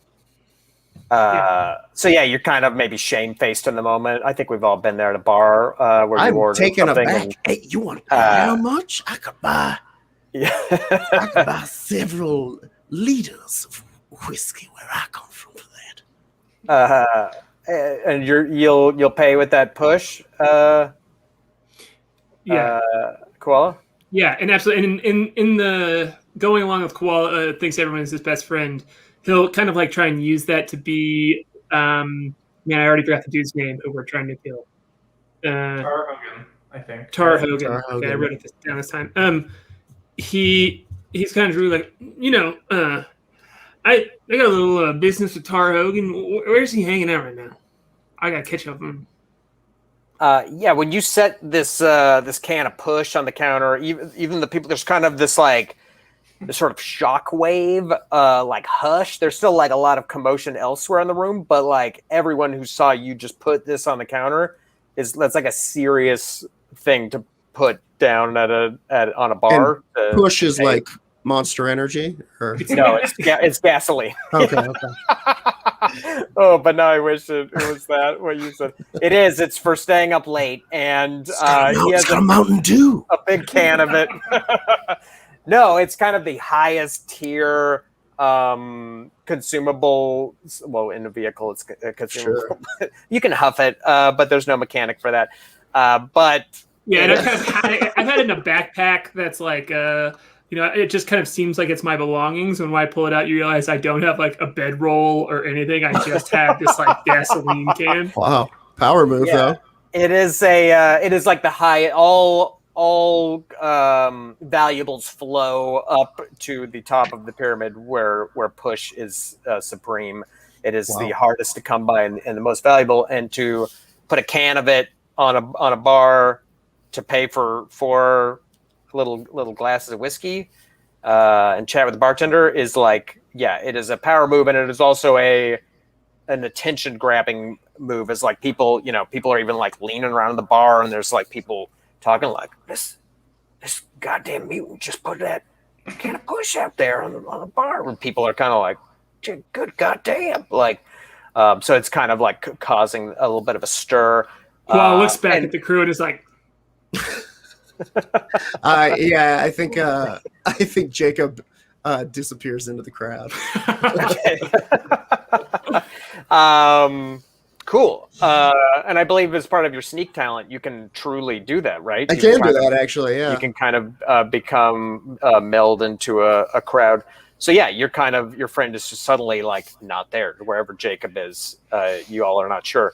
But you asked the barkeep that he's a kind of an older fellow. He has like a gray mustache that he's kind of like clearly like oiled, and has kind of thin hair that he's brushed back, and he's very taken aback by this can of push. And but at the mention of the name Tar Hogan, you can see he's like clearly, you don't have to roll for the intuition because it's like it's plain of day on his face. He's clearly kind of you put him in a hard spot because the name Tar Hogan makes him feel like very uncomfortable because this is a very dangerous person who you're asking about, and you're saying you're friends with them. Business. I have business with him. Oh, okay. But and you've also put this kind of like serious valuable on the bar, and so he's kind of like, well, friend, I reckon I'm not sure where Tar Hogan might be at this moment, but he does pass through town quite often, and I know he's privy to. He's a betting man, and with the fights and the miners in town, I'd expect him. I'd expect him any time. Okay, bet man. What's he bet on? Hell, Hogan, he'll bet on anything, but he'll bet on fights, and if there's any shooting to go down, he'll bet on shooting, and if folks are racing, there's a pony race or a car race, what have you. He's always got something to put on down. So if say some sort of big old mutant, and there's a big old story about a big old mutant gonna put on a good fight, he might show up here today. He kind of like takes in your like giant crazy arm, and he's like, I suppose so. Are you interested in getting in the ring? Oh, I didn't think about that, says Koala. Looks around. He's like, what do you guys think? Let me go talk to my friends. And he turns around and goes, yell at her. Damn it. Jacob's always wandering off. What do you guys think we should do? You see. I think if this was a movie, you would see Jacob like slyly playing pinball in the background and then just disappear.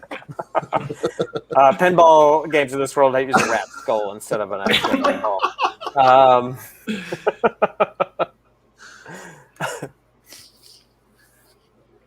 Yeah, so you all can kind of have this little conference if you want, as the barkeep is sort of like standing there, and he's kind of like very uncertainly like taking the can of push, like I guess. Koala's like wandered off. Is like he's kind of worried of like, is he gonna kill me as soon as I touch this? No, he's not. I'm sliding it over, and it's mine, and it kind of disappears behind. As soon as you have need of him, Jacob is there again.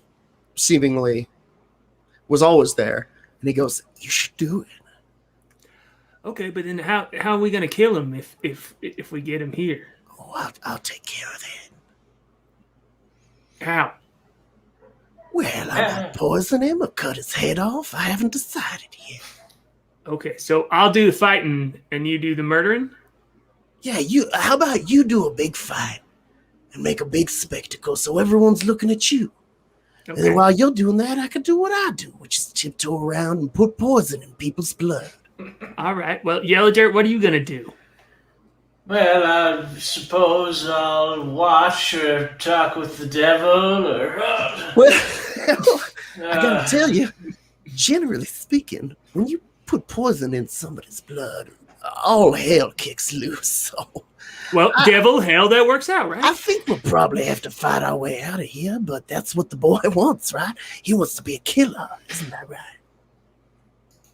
He's still with us, right? He's standing here. Yeah, and I guess I assume that you're not keeping this conference from him, right? Oh no, he says this right. He's part of this. He wants. Yeah, and he's like, he's kind of like coughed his way through his glass of firewater, and he's kind of like he's a little bit steeled after it, and he's kind of like eagerly nodding, like, yeah, but you saved Tar Hogan from me. I'm calling him out into the street. Well, We're gonna have ourselves a showdown proper. No, I don't think that's a good idea, because then you'd be dead, and we wouldn't get as much money for you. Yeah, your mom's not gonna like it if you're dead. Yeah, Street is the hell what my mom thinks. I'm out there breaking rocks. This is the best thing I could do. You don't want to be a killer. You want to be dead. And he disappears again. Yeah, before Franklin can like kind of Franklin, you nearly dropped that weapon here just a minute ago with your... Yeah, because I was surprised. I was surprised because he's coming over the fence. Well, you're going to be surprised when Tar Hogan puts a bullet in you, too. That's the most surprising thing. I've been shot before. It's surprising. He kind of like, he puts the 6 gun in his holster and kind of like makes a show of drawing it to show you how fast he can draw it. And it's not as bad as you expect, but it's certainly not gunfighter speed. But he kind of like, whoo, like, see? Kind of like. That was the slowest draw I've ever seen, and I'm old. Boy, what a piece of shit that was. Yeah.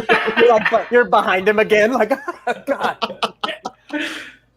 If you're drawing that gun on me, I'd kind of clap my hands and smash your skull real quick. So yeah, you'll definitely. I mean, you'll have to train for several years to get any good whatsoever. Which that could be a plan too. We could take you home and you could train for several years, and then we can meet up in a couple years. Yeah, maybe you should wait until Tar Hogan's, somebody shot him in both of his arms, and you're better at pulling a gun, because right now you'll just die.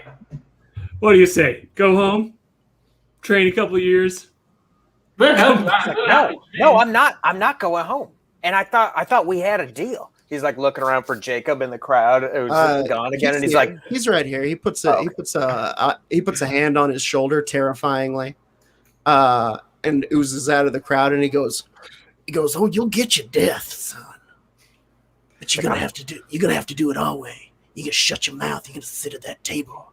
And when shit pops off, you'll get your chance like everybody else. But I swear to God, you try to drag us into your idiocy, I'll put a knife in your throat myself." the lisp on this character.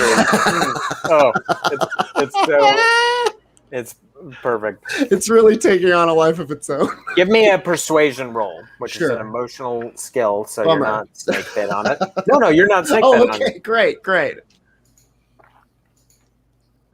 Let me get my Okay. Come on. That's a 5. So yeah, pretty persuasive. He kind of like swallows and he kind of like nods again, and he's like, "All right, I'll go sit down. But if I see Tar Hogan come in, I'm calling him out in the street." Maybe can we not do the street thing? Can we do the inside while I'm fighting thing, or does it have to be you out in the street? I think it's my place to be the one to shoot him. You always imagined it happened in the street, right? You gonna be I'll a call big him out. hero. You kill him, everybody cheers. Maybe they make you mayor. Yeah. Yeah. I mean, I don't know about what a mayor is, but yeah. Everyone hates Tar Hogan. I'll be doing everyone in this town a favor. I don't think that's how it works, but I could be wrong. I don't know a lot about a lot. But would you let Jacob poison him first, so maybe you can be on at least an even playing field of like, one poison Tar Hogan and you? Yeah, and I can curse him, probably. I have to talk with the devil about it. But I think the devil would agree with me about the cursing of Tar Hogan. Episode name. This idea of softening him up, he seems to kind of nod. He's like, "All right, yeah, all right. You poison him, or do you curse him? What have you? And then I'll call him out in the street." Okay, but if you die, we're dragging your body home and showing it to your mom, because that's what she asked us to do. So just so you know. She said she'd pay us either way. You do what you gotta do. Hell, I Kenna. won't care. She did say she would be very disappointed if you died, so don't let your mom down, I suppose, you know? It's better to be a mama's boy than to be dead. I don't want to Yeah. lose the persuasion fact that I told this kid I will kill him. Yes, and he has. You've all made a great concerted pitch to him, and he will sit. There is kind of a very lopsided table that's like half of it is like slick with blood, which is why no one is currently sitting there. And Franklin will kind of like uneasily like sit kind of next to this table. And it's kind of on the far wall from the fighting pit where a fight is just wrapped up, and like the victor with his face all lumpy and misshapen is like pumping his fist, and bets are being paid out. And the barkeep has kind of seen that your conference is over, and he leans into you, Koala, and he's like, "So, friend, you looking to fight? Because I'm sure I could line you up something." Nah, I don't want to embarrass anyone here, you know? And I wink at them like, this is what I'm good at. I don't want to embarrass anyone here because my arm's just so big, and it would take a real strong, cool, tough guy to beat me up. So there's none of them here, so I'm not going to fight. He's like, Oh, well, or lady, she could be a very tough lady, or, you know. That's true. I have been defeated by a lady before, but, you know. he's like, Well, friend, I'm not saying that you're not good in the pit, but I could find you somebody to tussle with if you're worried about that. Okay, but just warn them that my arm's really big. Make sure you tell everybody involved that my arm is very big and it's a sight to see, and there will be a big bet on it probably. He's like, I can see you've got a hell of a cannon on that arm. Yep. All right. Well, then I'm in. Let's do some fighting. All right, well, yeah, go ahead and enjoy the place. I'll put you another round. I'll me. Hey, I'll me. My name's Marcus, by the way. Marcus. So go ahead, enjoy my establishment, and when I find you someone to fight, I'll call you back over. Great. Jacob, give me a focus roll, whatever you're doing right now, and you will be snake bit on this because it is a mental skill. That's a 2. Okay. Yeah, you're in the crowd, and it's just a crazy commotion. What a crowd. I forgot. What does my dose of leaf do? Oh, is that what you got from the random? So these characters, there's like some roll tables to get you started, and That's why I had to push. push is gasoline. Leaf is a consumable. It's like a stimulant. I'm looking it up so I can tell you exactly what it does, because no character has ever used it, if I remember correctly. Does it get rid of stress for my friend Jacob? No. But you smoke it, and you get 3 action points per round in an encounter for 1 minute. So it just gives you like more. If a fight breaks out, you're going to have more AP. Is there anything I can do here to relieve stress? You could find some music to go listen to. You could find some spur smoke to smoke. It is not pot. Everyone who plays this game thinks it is Right. Do they have any of that here? It's from Demon Burrs. What's up? Do they have any of that here? You could ask around, and let's just find out. You don't have to roll to ask around. Right. It's either here or it ain't. No one seems to have that around here. You want to try to find some music? Yeah. Bunch of squares. Nobody knows where anybody's playing music. Bad Any luck. folks ever heard any music? Can anyone hum a tune that call Yeah, While I I can do- yodel like a red cat. while I do a crazy little dance? I've heard you yodel. It sounds like someone screaming in the night, That's right. Yeah. screaming at the moon. Yeah. Yeah, that's yodeling. So there's no music in here currently? No music, no. There's just the sound of drunken yelling, shit talking, brags, boasts, death oaths, all of that.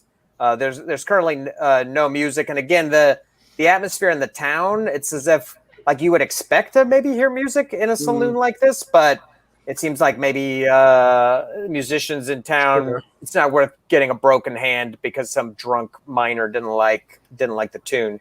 Right. But while you're having this conversation, Jacob, you kind of see across the room there are 4 ice miners kind of like standing at the bottom of the stairs, one of which you immediately recognize is sitting on the edge of a tanker with his feet dangling over. And there's like a guy who stands easily a head taller than him with like just kind of a big lantern jawed guy with also a bushy beard. It's very common for these miners to have beards, but like a shaved head and these sort of like cold iron like eyes. And the ice miner is kind of like tapping this big fellow. And with his other hand, he's very clearly pointing at you where you're standing by the bar. And this big guy's kind of like taking you in and your companions. Okay, now I want to make sure that they were snake bit to find me. They didn't even roll to find you because you missed the focus roll when they were coming down the stairs. So okay, they just kind of like caught you flat out standing there. Hey Jacob, there's the ice miners that we asked to come meet us here. Can I try to hide? Yeah, now you can kind of make your way into the crowd if you like. Yeah, I would like to.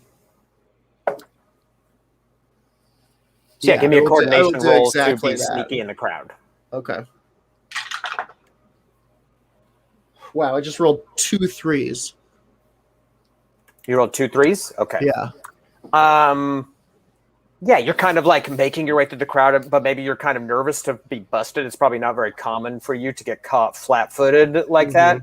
And by this kind of rough-looking group, like the big guy's reaction was not like, "Hey, it's my old friend Jacob, who I've been hoping to meet in the saloon." It was just kind of like, "Who the fuck is this who's come around asking for me?" Look on his face. And as you are making your way around in this crowd, they were snake bit to track you. However, you still feel like eyes on your back as you're kind of like squirreling around. Can I see them?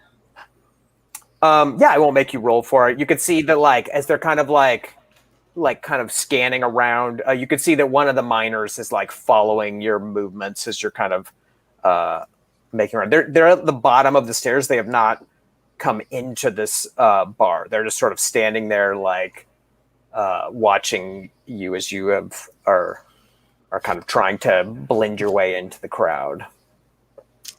Okay.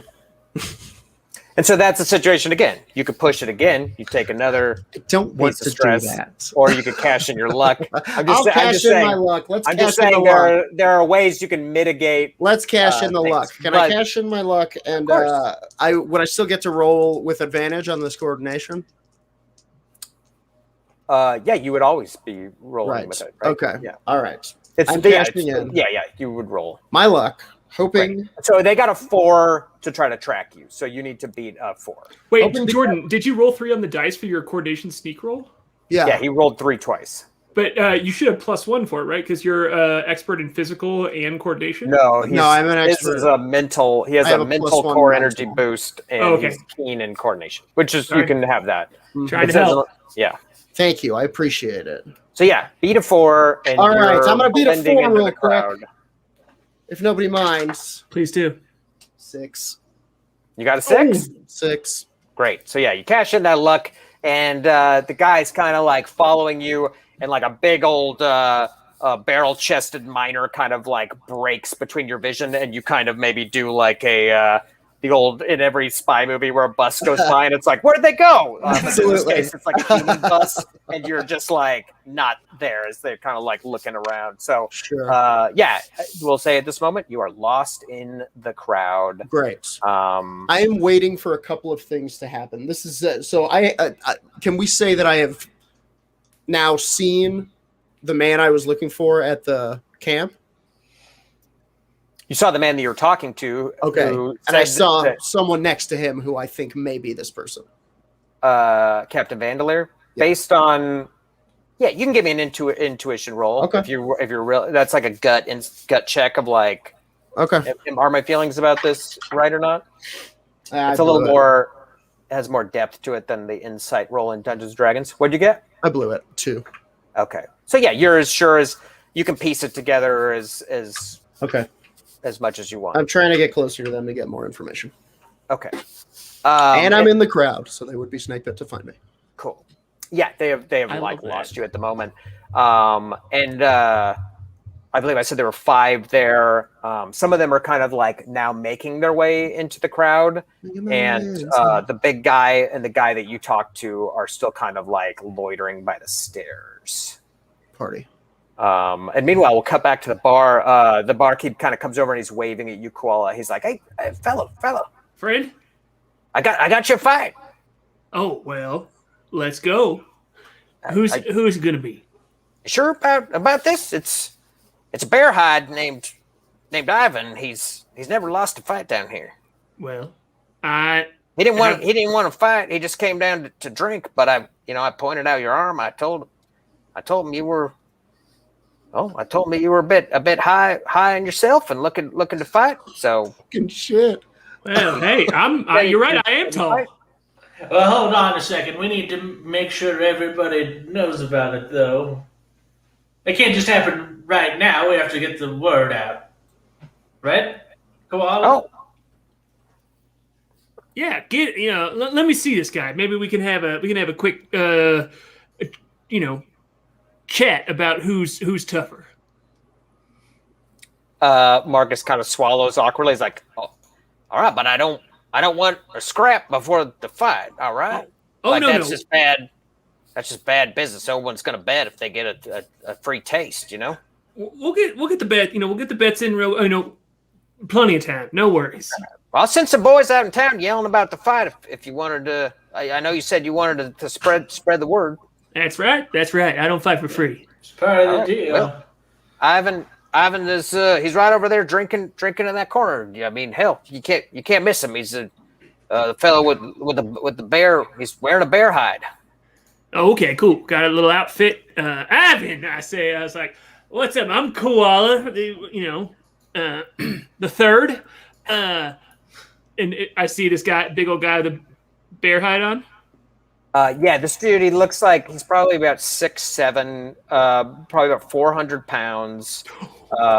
He has like the big, like gnarled beard of a miner, and the shaved head, and his like nose kind of just like comes out just a little bit, maybe like a half inch, and then it's just sort of like straight, like parallel with his face down. And he's wearing a very large bear hide, like kind of like over his like shirt. And you can give me a memory roll if you want. Okay, cool. Because I fought in Deadwater a decent amount, right? Like not Sure, yeah. primarily, but just like You're like a fighter by trade, right? That's how we originally met you. So you don't need a memory roll to know you've never fought this guy before, but you can give me a memory roll on bear hides. Okay, cool. I got a 4 memory. Great. Cool. So you would know just through chatting. Maybe you chatted with a guy you saw wearing a bear hide, and he begrudgingly told you about this. But among ice miners, the sort of elite among ice miners are called bear hides, and their rite of passage is killing a bear, like one of these monstrous grizzly bears who roam these ice fields up north that are a constant threat to the ice miners.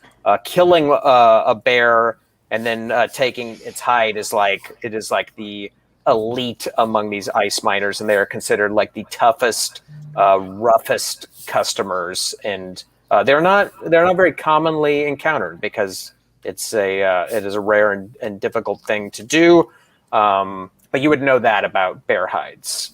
Okay, so I want to retcon a little bit then, where when I see this and I'm like, oh hey Ivan, and I see him and I'm like, and Koala's kind of aloof most of the time. It's just kind of going along with whatever. And I look back at them and I'm like, this fight's personal now. That man doesn't respect nature, and so I don't respect him. And in my promise to touch something dangerous with my bare hands in this game, I'm going to walk over to him and tap him on the shoulder, and I go, I hear you want to fight, buddy. Well, this time the bear's going to win. Your bear hand? And I want to like let out a nice bear growl at him. Oh boy. Yeah, he doesn't like flinch or jump when you tap him, but he just sort of like turns on his stool and kind of like looks at you. And the two miners who were like drinking by him, who are sort of dwarfed by him, they just kind of like fall totally silent and are just staring like, oh God, what's gonna happen? And he looks at you and he's like, you're the guy I'm fighting? I'm the koala you're fighting. And he kind of like takes in your arm. He's like, "Yeah, I think you're the guy. Are we up next or after the next one?" We're up next, buddy boy. All right. Well, I'll see you in the ring. All right. You ain't gonna see me for long because you're gonna see the bottom of the ground. I'm trying. Koala's mustering up everything he can to be tough. The bottom of the ground? Yeah, you're gonna go even farther than the ground to the bottom of it. Because I'm a smash your face into it with my arm. All right. He's kind of like there's like almost like a bit of a laugh, and he's like, "All right, I guess we'll see what shakes out in there."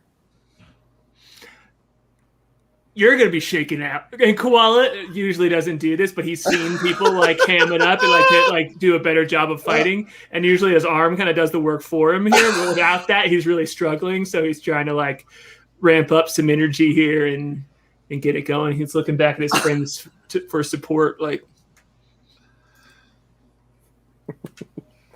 yeah. What are you doing, friends? I guess the only friend who can see you, because Jacob is melding with the crowd, Yellow Dirt. So you've just watched Koala come over and tap this dude, and he just looks back at you for support. I think you see a gloved, a hand in an edgy black glove come out of the crowd like this, and then go right back down in. I love it. Yeah, you'll be in a dirt nap. A Yellow Dirt nap. Yeah, that's my name. Wait, no, I'm not fighting. You'll be dead. That's what I mean. Ivan just kind of shrugs and he's like, "I am." Oh, they'll tell us when it's time. I'll tell you when it's time to give up with my fist. Would it be cheating if Yellow Dirt? Don't you have boons? He's got all kinds of witchery stuff. Boons. I mean, it would be cheating, right? To witchcraft up your combatant. No, it's not. It's not cheating, really, if you think about it. As long as you talk to the devil. Has this drawn any sort of crowd? Can we see that the hype effect is working at all? Like, do we think that maybe Art Hogan is enough of a track for him, enough of a brouhaha to attract his betting attention? Yeah, so you've kind of shit talk of kind of one-sided shit talked Ivan, and there's like odds being sorted out in the betting with Ivan being the favorite as he is undefeated, and this is like his kind of home crowd. This is where he does the bulk of his fighting, whereas you are more of a I think, correct me if I'm wrong, you kind of wonder a bit more and are a skilled fighter, but this isn't like your home base, right? Like they're not as familiar with you. So he is the favorite to win this fight. I got another And- fighting pit across town that I prefer. Yeah. No, not this one. The good fighting pit.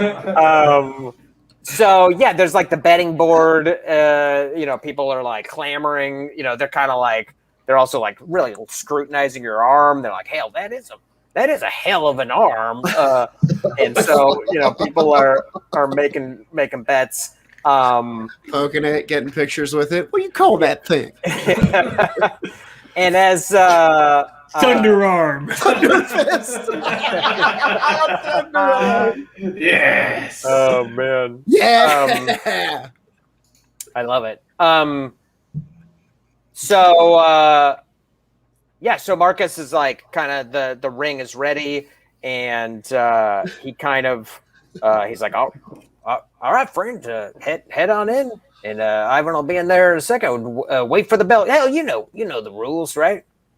Hey, say my first, Scrat. I have a question real quick. Hit me. If I cast a boon on Koala, do people know that I've done that? I suppose it is how you do it. You do need to touch him, I believe. That is the way it works, right? Mhm. Unless you have a lock of his hair or a cherished item of his, you need to touch him to do it. Okay. And secondly, my other question is this fighting pit? Is there like people around? When people get like punched or whatever, are they within touching distance? Oh yeah. The It's like a mob, right? yes, like if you Okay. get like shoved or punched, you kind of are just shoved by a bunch of rough hands right back out there. Okay. Definitely. Cool.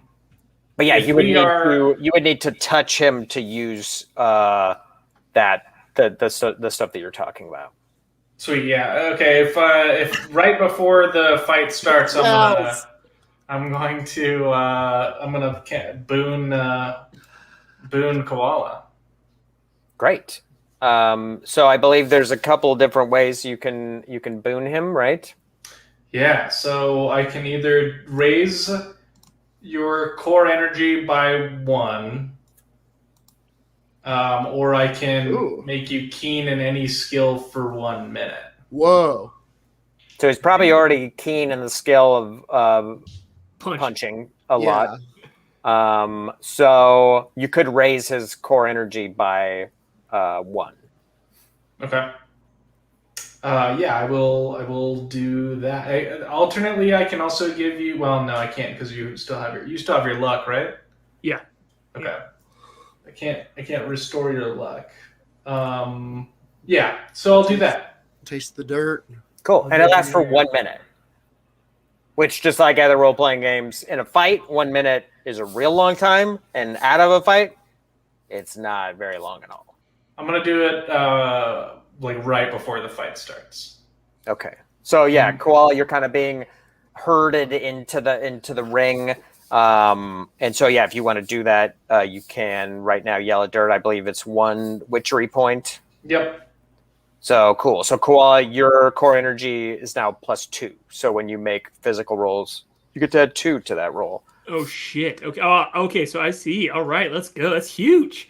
Yeah. Wait. So, and you're using devil powers to do this to me? Oh yeah, you bet your bottom dollar, Sonny. So what happened to me? I got some dirt out of my pouch and I put it in my gums and then I put my Sort of hands like around your face and Cokehead behavior. and then I tell you that you're real strong. You're a real strong boy. You're my big strong boy. Thank you. I mean, thank you. The devil wants you to win. He yells. Yeah, this might be a curious sight to some, but no one is hollering that there's any cheating going on. And Call, you just feel. I doubt you properly understand even what is happening, but you just feel like especially strong. You're just like ready to fight. That There's thunder in my fist. Some of the yellow dirt gets in your mouth too when I touch your face. Yeah, yeah. You just have this like stream of this yellow dirt, and as there's just this like air of anticipation in the room. There's suddenly like the bottom drops out of it, and there's like a hush, like as like some silhouettes are coming down the stairs, like shadows. And there's 4 individuals coming down the stairs. There's like a kind of a lean, rangy fellow with a rifle on his back and a gun on his hip. There's like a hulking guy who's got this like these like almost look like scribbles of tattoos on him, and he has a chain kind of wrapped around him. There's like a woman who's kind of short. She's about 5 feet tall, kind of like very shrewdly looking around the room. And in the center of them is like a broad-shouldered, kind of like sneering-faced man who, in place of one of his eyes, he has like a rock that's been kind of like put inside there. Will Potter, who, as you all who made memory rolls are, this would be a tidbit that you now remember, like, oh yeah, Tara Hogan has a rock instead of one of his eyes. And this little lizard thing Will added, but I love it. I didn't conceive that. That's just one of the perks of having someone like Will helping out. He has this this particularly nasty looking lizard kind of up on his shoulder. And he's kind of making his way down amidst this crowd. And there's kind of like a hush. Even these like drunk big mouth miners have kind of like are like taking the scent. He's like, well, don't let me interrupt your drinking and fighting. Let's get to it. Come on then. And they kind of like come down and make their way to the bar. And he's like waving the barkeep over to get some drink, and the barkeep is like pointing out the fight, and people are, you know, like he can see that there's a fight about to happen. There's like bets going on and whispers and things like that. We haven't checked in on Jacob in a hot minute. What's Jacob up to amidst this crowd? Jacob is trying his best to get as close to these ice miners as possible. He's trying to sneak right up and listen to their conversation and sort out who's in charge. Which one of them is Vandalier? Cool. Yeah, I will. Go ahead. Go ahead and give me a coordination roll. Let's see to get pretty close. Okay. These guys are getting the rolls tonight, even being snake bit. That's a 6. Great. So you are sneakier than them. They're being very perceptive there at the bottom of the stairs, but you are like very inky through the crowd. You get close to them, and you're able to be within earshot. I'm not even here. Yes. But the fellow that you talked to earlier, pretty easy to lose for a guy with one arm and half a snake face. Oh, in this crowd, if anything, that is that's doing you a disservice, actually. Okay. Like, no, there's so many. You're gonna have to narrow it down. People in here, yeah. Anyone with 2 arms and a healthy face, is like, there's something incredibly suspicious about What's this your angle? person. No disaster has befallen them. These are incredibly average appendages and face. Just one guy in a Kangol drinking milk at the end of the bar. Totally. And you hear that fellow who you chatted with on top of the caravan. He's watching the Hogan gang kind of make their way to the bar, and he's like, "That Tar Hogan, Captain?" And the taller man's like, "Yeah, that's him." And he kind of like spits on the floor after them. Great. Are they drinking? These 2 ice miners are not drinking. Okay. They seem like they are specifically posted up near the base of these stairs, to try to see you if you try to make your way up these stairs. I see. Which, as far as you can tell, is the only way out of this. Okay, area. so now I have determined that the taller one is Vandalier. Well, you heard the fellow Say refer to Captain? Captain Vandalier earlier, and he's now addressing someone as Captain. Okay. So again, you can like Right. you can make these Yeah. these assumptions as you wish. Great. So as this happens, Jacob Skins pulls from under his edgy coat one long, slender throwing blade covered with an oily, what you know to be the diamond bite poison he thumbed on there earlier. And as soon as the bell rings for the fight, he's going to jam this thing into this dude's ribs. Ooh, I love it. Cool. And is Great. Franklin being chill? What's that? Franklin is at the table. Oh yeah, since Target Hogan's here. Is he being chill? Yes, he is at the table, and he's kind of like he's like heard the hush, and he saw him come in. And actually, why don't you give me a focus roll? I'll tell you exactly what you can see. Can I also focus on? Yes, yeah, you can Could both. maybe Yellow Dirt do it since I'm like in the fighting ring and he's with the table. That might even make more sense. And it'd be hard for you to see out because you're kind of swarmed by people right now. I got a 7. I rolled a natural 6. Great. So you can see, you've seen Franklin kind of see all this, and he's sitting over there, and he's, his eyes are locked on Tar Hogan, and you can see under the table he has his revolver out, and it's like pointed in that direction. I thought you was gonna call him out into the streets, Sonny. I go over there, and he's like, "Oh hell! I thought y'all were gonna poison him and curse him first." Yeah, well, you just hold on a minute, and we'll get to that. This kid hates All the right, plan. well, don't let him get away, or goddamn, I'll shoot him right here. Well, that's your prerogative, I suppose. But wait, no, sorry, Yellow Dirt doesn't know the word prerogative. Yeah, he's heard the song. He heard the song, and it was a tape in an underground shelter. The devil taught him that word. Yeah, just had a weird. That's a word that the devil taught me. I actually don't know the meaning. Yellow Dirt strokes out for a minute has a dirt episode. I love it. I suppose you can do that if you want to shoot him from the shadows, but you'll be dead after that. Just hold on and we'll help you out. I love how this is going to turn into the bell rings and all of us just... It's turning It's into about to pop off. turning into Yeah, a you real Guy really Ritchie brewed movie. up a real situation. I could just hear like Ballroom Blitz playing. I'm so into it. Yeah. It's all gonna happen. Everything's gonna go slow mo, and this place is gonna. Boy, they're gonna be writing songs about it. Oh boy. Cool. So you could see Marcus is making his way over to the big hammered bell, and he's like, "No more bets, no more bets."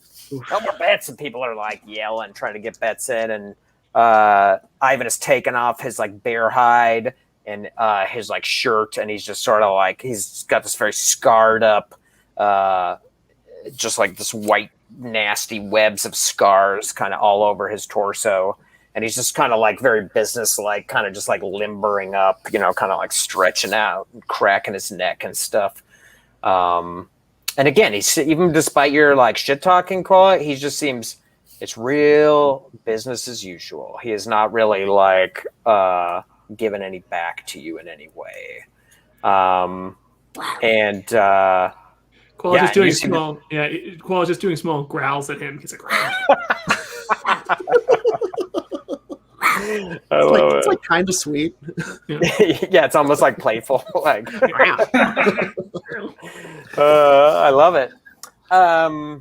Great. So yeah, almost like you said, in slow motion, you see Marcus he steps up and he's like, ding, and this pit fight will start. So how fighting works, whether it's in a pit or in a larger combat, you roll action points, and then you spend those action points to do any number of things that you want. So unlike in some role-playing games where you have like a defined set of what you can do on your turn, like you can move, you can take an action, you can take a bonus action, In this game, you could do as much as you want if you have the action points to buy it. So if you roll crazy, great, you could do a ton of shit and like have a very cinematic turn. If you roll very low, you could have like a challenging, tough turn. So the first thing that we need to roll for initiative is reflex roll. So Ivan and Koala are going to make reflex rolls.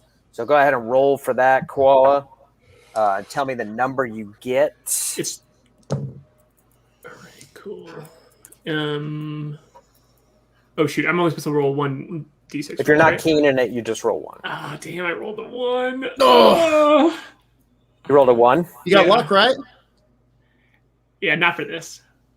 Yeah, you don't waste your luck on this. Okay, cool. So Ivan's going to go first, as you would guess. So just like a player, he's going to roll his AP to fight. And I'd say that this normally you spend AP to move in combat, and it's like 5 feet per action point.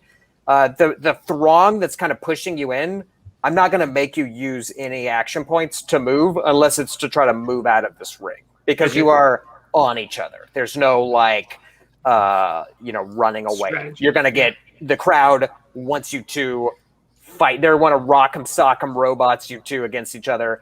You're not. You're on each other. So real don't mosh worry pit about situation. using. Yeah, you're moshing each other. So. And are they going in initiative order too when they're doing their things, or The crowd? no? Jordan or No, they're we're gonna Vegas. just kind of pan the camera over to Okay. them, and then we'll see if there's an Yeah. initiative for that, because Okay. there's a like kind of Yeah, separate. we're technically doing an ambush, I think, which is a different kind of deal. yeah. Great. So, well, that sucks. Ivan's gonna come up, Koala, and he's just going to punch you. And you've been punched a lot. That's like your stock and trade. You get punched all the time. But this is like getting punched by like an anvil or something. It hurts, and you're gonna take 5 damage. Oh, And anything 5 or more is a critical hit, and it damages a specific body part. And this is going to damage your right arm, which Oh, no! unfortunately It's my punching arm. Oh, is your no! punching arm. So you'll go ahead and check the injured Whoa. box on your punching arm. And I just rolled for that. He was not aiming for that. That's the Wow. dice just Yeah. did that, and I apologize. No. So you take the damage, and your punching arm is now injured. Like he just punches it like it could be like a big old side of beef, and it hurts despite the layers and layers of muscle. It hurts, dude. He just critted twice in a row by punching you. God. So he's going to hit you again. So you're going to take 5 more damage, and this time you're going to take it in your left arm. So he's just like punches you in one arm, and then he punches you in the other. So you have 2 injured arms. Truly the worst starting. Wow. What a drag. To a fighting pit fight. It is now your turn. So roll your action points. You roll 2d6 and you add them together. Oh shoot! I rolled 2 1s, Andrew. Oh, My poor boy Koala. So that's 2 zeros. That's what have we effectively done? how many mastered talents do you have? Because you get that many. 3. 3. Yeah. So you get 3 action points just for having 3 mastered talents. So you have 3, which is not even enough to punch someone. What you can do is you can roll those over to the next round. So you have at least 3 coming your way for that. And when he punches you again, you could try to dodge it. Okay. Cool. I think he's saving up. He's saving up because he's mad. Like Koala is often he is the tough kid in the fighting ring and knows how to literally pull a punch when it's time. And the fact that he is getting so beat up out of the gates here knows how bad of a position it is to be, have your arm taken away from you in a situation, because and so he is saving it up all he's got. So I'm just gonna save my turn. Man, Yeah, sorry. Great. Okay, so now let's pan over to Jacob. Sure. Tell me what you want to do. The place is going nuts. You can Jacob. hear.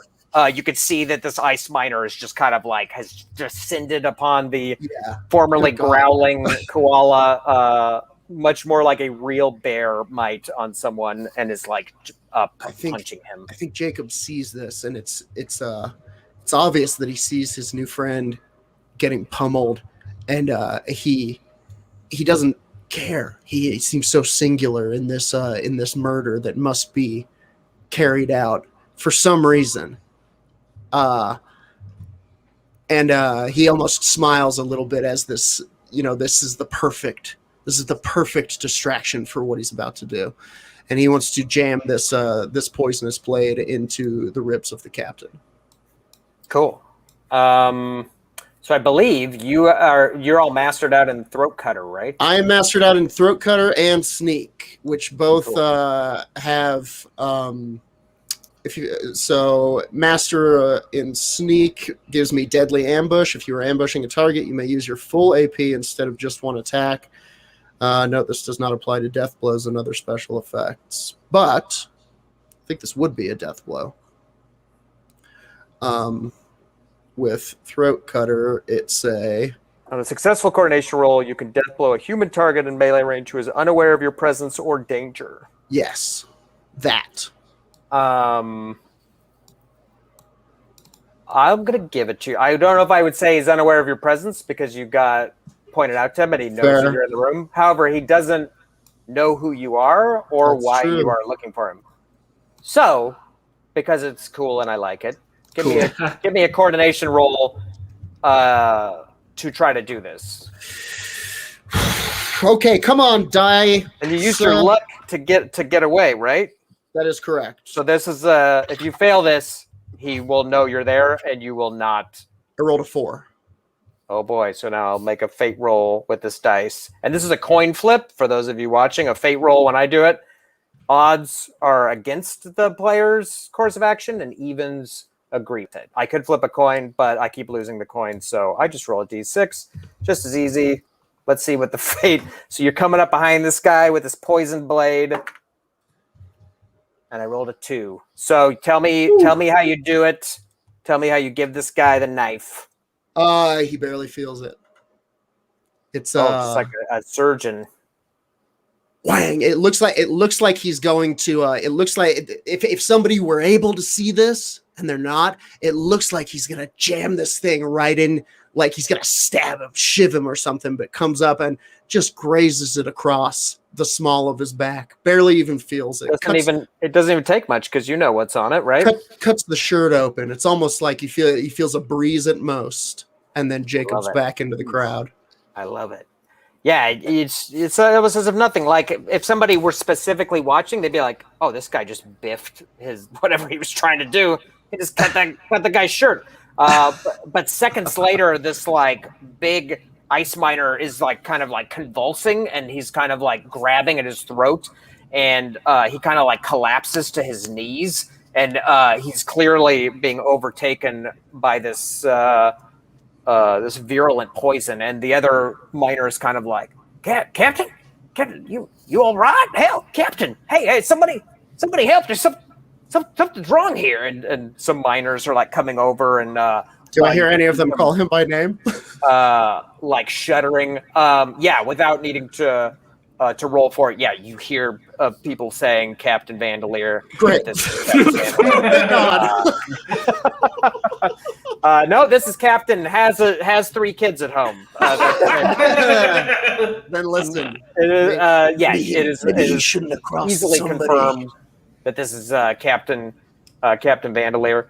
And this is making like a scene because he's jerking violently, and it's as much of a commotion as the fight in the pit nearby. I think even as he's leaving, Jacob is like, "What's wrong with that guy? Somebody get him some help. He's sick." Nice. Are you leaving up the stairs? Or are you I'm leaving? walking towards the fight now. Okay, so back in the crowd. Great. He specifically, I would like to see if Jacob has clocked what's his name, the secondary target to him. Secondary. Tor Hogan? Yes, Tor Hogan. What are you asking? Sorry. Have I clocked Tor Hogan? Oh, I think you would see that he came down. Plankton? I think, Right. yeah, you would be aware. Oh yeah, there was that the- moment. and he spoke to the room. There was that and lunchroom moment. Yeah. Okay. He's heading up to him. You're gonna make your way through that crowd. Making my way toward him. Cool. So let's pan over again to Yellow Dirt, where he's with Franklin here at the table. Yellow Dirt, you give me a focus roll. Okay. I got another natural 6. Let's go. Ooh, perceptive. I love it.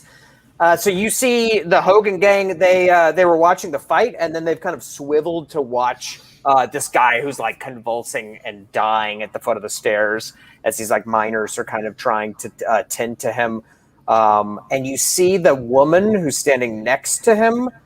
She's kind of like staring almost hungrily, like you'd see like a dog or a coyote looking at like prey. You see her just staring intently at them, and you see like a line of blood come out of her nose and kind of like trace along the fold on her face like that, a bit to the side as she's watching this. Okay. I'm going to roll it to intuition to... I think I know what that means. As a witch-like, I feel like I would recognize this. Well, it's not a witch. It's not a witch-like thing. So I will have you roll. You can roll memory or intuition. Okay. I am going to roll an intuition because that's what I'm keen in, baby. Do it. Do I it. got double 4s. Oh. So that's actually a 5 because I have +1 to emotional skills. Great. So don't worry about my. So you know, just like there's witch-like people who have this connection to the unnatural world or the secret workings of the world, like you, and you know that there's physical mutants like your friend Koala with his like overgrown right arm. You would also know that there's another kind of person known as Teeks who have a similarly unnatural ability, although they don't use any witchery, to do unnatural things such as move people or objects or like look into people's minds, things like that. And you would know that often a sign of a teak is bleeding from the ears or nose or mouth. And It's like you are able psionics. to confidently guess that this woman is a teak and is using something looking at these miners. Cool. Okay. It is totally different than your skill set of witchery. You would only think of it as like a parallel field kind of, but there is no crossover. Like It's what like you do and what she does are very different things. You learned yours, and it involves devil. like magic, and she was born. Yeah, and she was born with hers, and it comes from her mind. It's kind of like Okay. psionics, right? Yeah, kind of like psychic, telekinetic type stuff. Cool. Sweet. Okay. So yeah, you see that, and now I'm just gonna make a fate roll to see how Franklin's holding up, and he manages to keep his slippery, sweaty trigger finger off that gun. So we can go ahead and pan back to the fighting ring, and let's see how many action points Ivan gets for round two. Can I do anything else? Oh yeah, you could do if you wanted to do something else. Yeah, sorry, I don't want to take. Yeah, no worries. When is it the witching hour? Are we close to that right now? It's probably like an hour and a half away. Damn. Okay. And it's late at night, but witching hour is later. Okay. I just didn't know what time it was right now, but okay. I am going to. Never mind. You can go back to Koala. I'm working on something. Are you sure? I'm working on something. I hope I'm cooking something up. Yeah.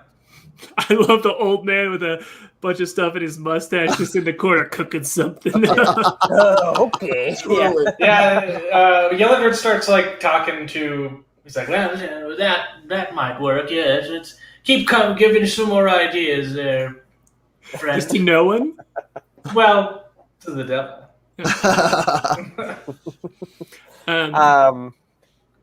Great. So Ivan rolled his action points. He has 8. That means that he can attack you twice, Koala.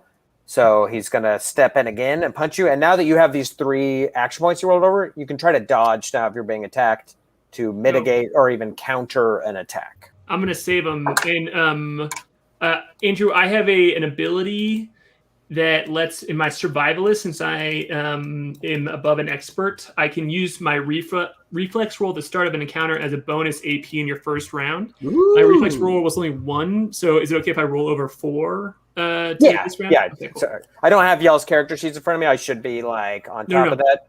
But yeah, I'll let you have that for sure. I have mine in front of me, and I just forgot that. He's going to punch you again for 1. Okay. And he's going to try to punch you again. And he misses entirely. So he rolled a 1, which is a 0. And when you roll a 0, it's effectively a miss. So, yeah, it's not as devastating of a second round. Now it's your turn, Koala. You roll your action points. You roll 2d6, add them together. And then you get to have that 4 that's going to be on top of that. Okay, cool. And a 1 is 0, right? This could be a swing in the fight. A 1 is a 0. A 6 is a 7. Okay, cool. So I got... it sounds confusing, but after you play it once or twice, it's not confusing. Yeah, it's just like on either side, you get a boost one way or the other. Yeah. So I rolled a 1 and a 2 for my action pool. What? So I only get 2 out of this. I know I've rolled so many ones tonight. Melt those dice. But I do get 6 action points, and because that's 2 and the 4. And so since you have injured arms, you have to add 1 to the action point cost of anything that you do. So if you want to punch him, even headbutts, it takes you 5. Yeah, anything you do. Headbutts, Andrew. Are headbutts on here? Yeah, it says punch, kick, or headbutt for AP in your game. Yes. Sorry. Yes. Any unarmed attack. Yeah. Look if you want at to headbutt that. him, That's how you know it's a good game, because there's rules that can help you against a crooked GM. I'm not crooked. No. Yes, that is true. This Anything is you want to excellent do game. that involves an arm, whether it's swinging a weapon, punching, opening a door, things like that in combat, you have that penalty. But yeah, you can headbutt him. Okay, cool. I was thinking of the other headbutt when you have them grappled. Yeah. Which I would love to grapple him, as one of my feats is grappler, but with neither arm functional, I think that Sucks so bad. how it and this is I'm pushing the rules here, Andrew. Pushing the rules of your game here. But how would you feel about me using a headbutt as a push tactic to try and knock him over? So I'm not trying to do damage. Ooh. I'm just trying to like ram horn him to the ground. Oh, just to knock him down? I mean, that's... There's no... I would count that as maybe a push. There's no, like, knock over. But I just want to use my headbutt to, like, try and knock him down. Not doing damage, just, like, disorient him. There are things that knock... There is a way to knock people down, to give them knockdown status. I'll tell you what. I'll do it if you want to trade. Normally, I'd say no, but for the sake of... I love, creative alternatives. If you're willing to sacrifice the damage and the goal is just to knock him down, I'll give you a contested force roll with him as you are going to headbutt him. Let's do it. And remember, you get that +2 to yours. Please. And I get to roll 2 the higher one, right? Because it's what I'm good at. Yeah, because you're keen in it. He got a 5. Oh my God! I rolled a 3 on the dice, so I got a 5 as well. Whoa! So it's a tie. All right, I'll just make a fate roll. Let's see what happens. You do it. You knock him down. Yeah. It doesn't seem like it hurts him, but you just kind of like maybe it surprises him because he's like he's got to punch me with one of these injured arms, and you just kind of like he is knocked down. Face smash. Maybe not even like head to head like headbutt, but just like knock it against his temple, like whip it that way, and so it throws him off guard. I've decided what I want to do. I've cooked it up. Great. I could pan. Is that the end of your turn, Cole? Yeah, I think that's you only all have my 2. AP. Yeah. You have 2 left, so you can roll those over to the next round. Yeah. Great. Let's pan back. Let's whip the camera back over to Yellowhammer. Yeah, I will. I'll turn to Franklin and say, "You stay right here, Senny." And I'm gonna go. I'm walking over. I see that this guy has been knocked down by Koala. He's on the ground. I'm making my way over there. I'm going to shove some of my dirt in my surreptitiously shove some dirt and some yellow dirt in my mouth. And I'm going to go over to the dude that's on the ground. I forgot his name, Ivan. And I'm casting Fear of Man on him. And I want him to be deathly afraid of Koala. Whoa! Cool. Here's the issue, though. You have to touch him. Yeah, that's fine. He's on the ground. I'm gonna act like I'm helping him up. Oh, in the fighting room? Okay. He's like on the ground, so I figure, people, the mob, I assume, is like helping him get back up. Yeah, they want him back. I want to be one of those people. There's a big throng of these like miners and stuff. I'm gonna make you give me either a force or coordination roll to. It's like making your way through a mosh pit when you want to be up by the front of the stage. It's not necessarily very easy to do, and you're like this old fella. So let's see if you can get within touch range. Okay. Come on, old man, get in that mosh pit. Come on. Okay. Cool. So I'm rolling a single d6 with you said which one? Force? It's your choice, force or coordination. Okay. Oof, I got a 1. Oh! So you're getting absolutely bodied out of Sorry, the devil hates you, Koala. So yeah, you're just kind of being buffeted around.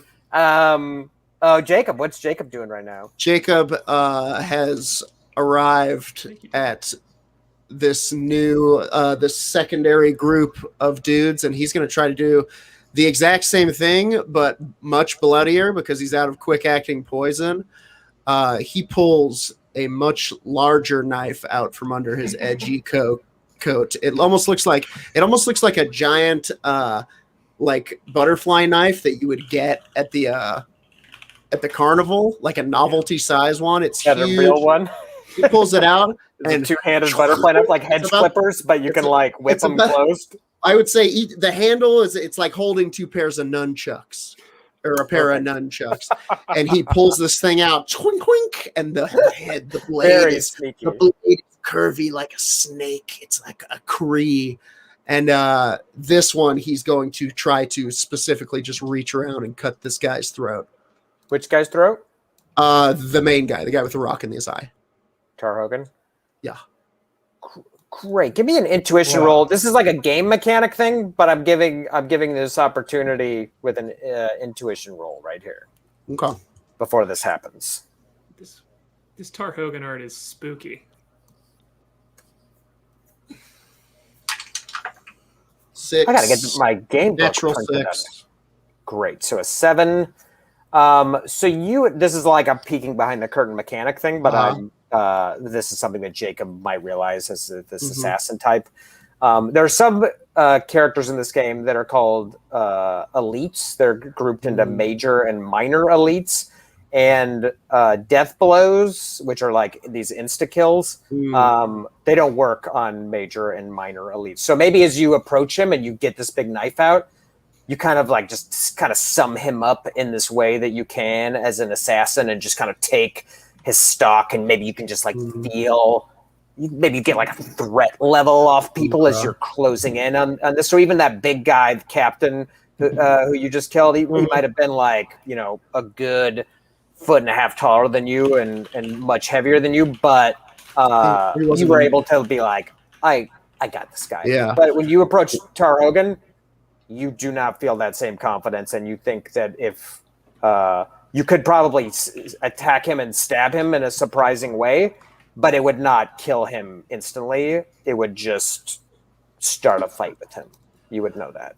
Okay. So yeah, I'll just tell you that, which you can still do. That is still a totally valid thing. You can. Yeah, I'll do that. I stab him. So, so you roll for action points, and with your sneak and throat cutter, you get to use all your action points. Normally, when you ambush an enemy, you only can use 1 action. But this is your bread and butter. Okay, so I have rolled a total of 6 with my 2 die that I rolled, and I Okay. have 3 master things. So Great. so that's that's 9. Yep. Great. And so stabbing someone costs 4. So you could stab him twice. Okay, so I have 9, right? Mhm. Let me see something here real quick because I think there's something else I can do. And when you ambush someone, your knives get a +1 damage modifier, which is Ooh, a nice that's great. boost because normally love your that. knife has a -1.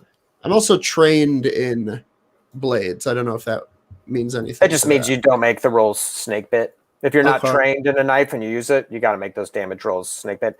And in this game, the 2-hit roll and the damage roll is melded together in one. Okay. That's why when we're making these damage rolls, you don't have to roll to see if you hit them and then roll damage. It's all in the roll. So if you roll a 1, which is effectively 0, you've missed. And, Okay. And the weapons have modifiers which further change that. Right. And normally so, his knife would have a -1 modifier for that roll, but since you're ambushing him, you get a +1.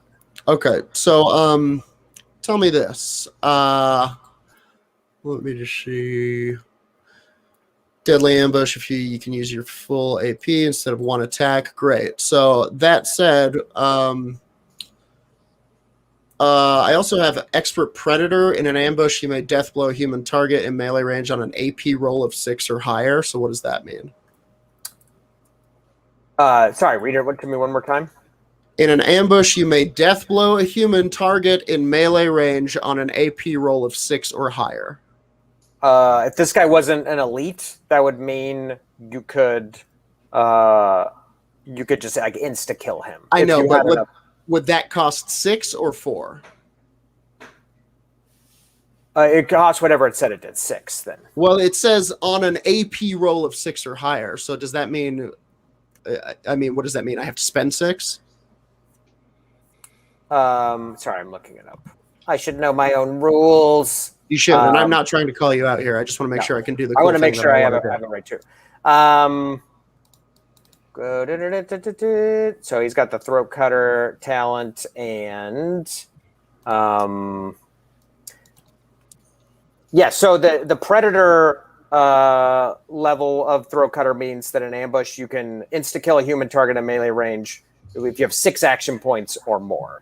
But I do. With Master Predator, all you have to do is make a successful coordination roll. You don't even have to roll the action points to do it. So since you've mastered it, you get the better version of that where you don't have to roll an AP roll of 6 or higher. You just do the coordination roll. But the rules for a death blow means that elite enemies, Right, I understand that. Hogan is one, But- they cannot be Right, death I understand that, but I'm assuming that his entourage aren't entirely elites. I'll give you the same. I'll let that roll carry over.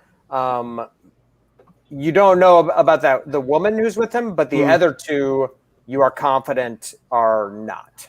So if you wanted to insta-kill one of the other members of the gang, either the big guy with the chain around him or That's what I would like to do. dude. What was the other one? There was like a lanky dude with a rifle and a gun on his hip, and the other guy was like big and tattooed and had a chain wrapped around That him. one. That sounds dangerous. So I think what's going to happen here is I'm going to try to use this Master Predator feature to kill that guy, and then I'll use my 9 AP to attack Homeboy, right? Cool. Yes, but I'll say that you will no longer be ambushing because as soon as you kill the dude, you're going to be fighting all these people. Great. Yeah. So what do you need from me? I need a successful coordination roll. Here you go. Jesus. As I have to say, as someone who did not had not looked at Jordan's character sheet, the simplicity of which you navigated a very complex attack while other things are going on is a testament to how easy this game is to play and how confident it can be. I wish I had all the rules memorized. You rolled a 2. No, who does? You rolled a 2? Yeah. All right. So yeah, you can you go in to just whatever slit this guy's throat, and at the last second, that woman who's standing next to him, like, kind of just unnaturally, like, flips her head around as if you had just, like, spoken in her ear, and she, like, shoves that guy out of your way, and you miss. And now you can give me a reflex roll to enter into initiative with the Tar Hogan gang. Okay. So you're just making a reflex roll. You'll see it's one of your skills. Yes. I'm putting them into initiative here. I've rolled a 5 in reflex. Great.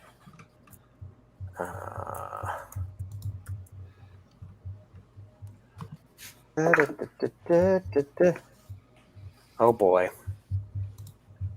Oh boy. And now you've seen this happen, Yellow Dirt, so I will let you roll into this initiative as well, just so you can now be part of this. Okay? Okay.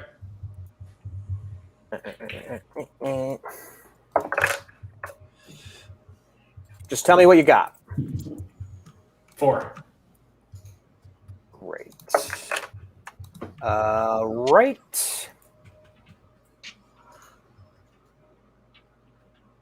Okay. Tar Hogan is going to get to go first, which is no surprise because he's got quite a lot of reflex. All right. He has 14 action points to spend. Oh boy! Oh boy! So as it's breaking out, and he kind of like sums it all up, and he sees you there, Jacob. He's going to like lightning, like he's got a snake instead of a hand. He's going to draw his gun, and he's going to miss you, amazingly enough, with his first shot. And then he's going to shoot you for 2. Not that bad. Could be a lot worse. And then he's going to just try to hit you with his gun, which he did even better. So that's 3. So you take a total of 5 damage, but no crits. Okay. Could be worse. But unfortunately, what did you roll again? You got a 3 on your initiative, Jacob? No, I got 5. Oh, you got a 5? Yeah. Okay, cool. Then it's your turn. Great. So I have 9 AP, I believe. And I'd like to use. How much does it cost to apply poison to my blade? Well, first of all, you roll your reflex new fresh because you didn't. Oh. That was just for the ambush, and instead you just used the. Oh, okay. I see. Right. Well, I've rolled. Okay. So I rolled a nat 6. Does that mean 7? Yep. And you rolled 2d6 and add them together. Right. The other one was a 1. I got 8 plus 3, so 8, 9, 10, 11. Cool. How much? Ones or zeros? Okay. Just making Oh, sure. ones or zeros. Okay, then 7, so 10 total. So how much does it cost to poison my blade? 2 action points. Great. I will be using this blade. You see him kind of he like jams it into this weird like pocket on his belt, and it comes out covered in this waxy substance, and it's almost like this thing is kind of an auto poisoner. And he is going to use the other 8 to attack twice with this knife on I guess the one. No, it's got to be Tar Hagen who attacked me.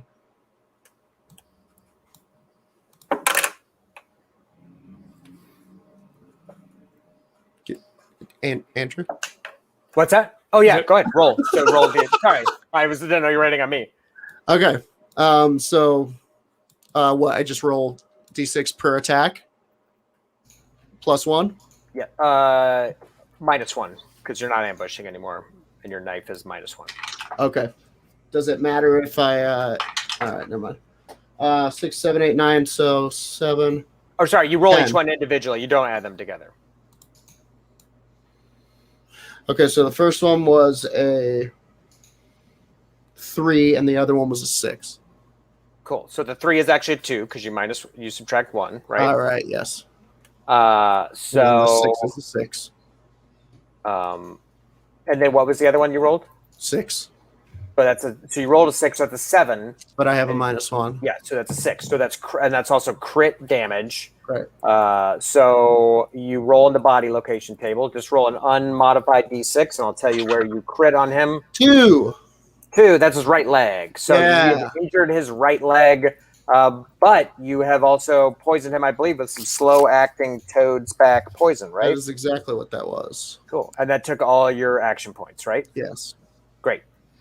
Cool. So you have no action points to roll over, and now the kind of tall guy next to Tar Hogan with the rifle and the gun is going to. He has 9 action points to spend, so that's 1 shot as he's going to shoot at you, Jacob, for 3 damage. Am I able to counter any of these, or? Normally you can dodge if you're rolling over action points. It costs 3 to dodge, and you can mitigate that. But since you used them all up, sure. You can't. It's always a good idea to have a dodge in your back pocket. It mitigates damage, and if you beat their roll with your dodge, you can actually counter it and knock them down and stuff. So dodges are pretty underused, I found, because people, they want to do cool shit in their turn, and you don't think about the space beyond your turn, but you can do cool shit beyond it too. Cool. And then he's going to just like Tar Hogan did, he's going to try to hit you with this gun because you're in this close quarters, which he will do for another 2 damage. And Yellow Dirt, it is your turn.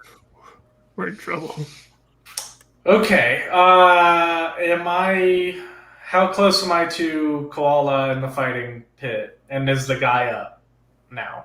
They've got the guy back up on his feet. You're kind of, like I said, separated by a wall of bodies.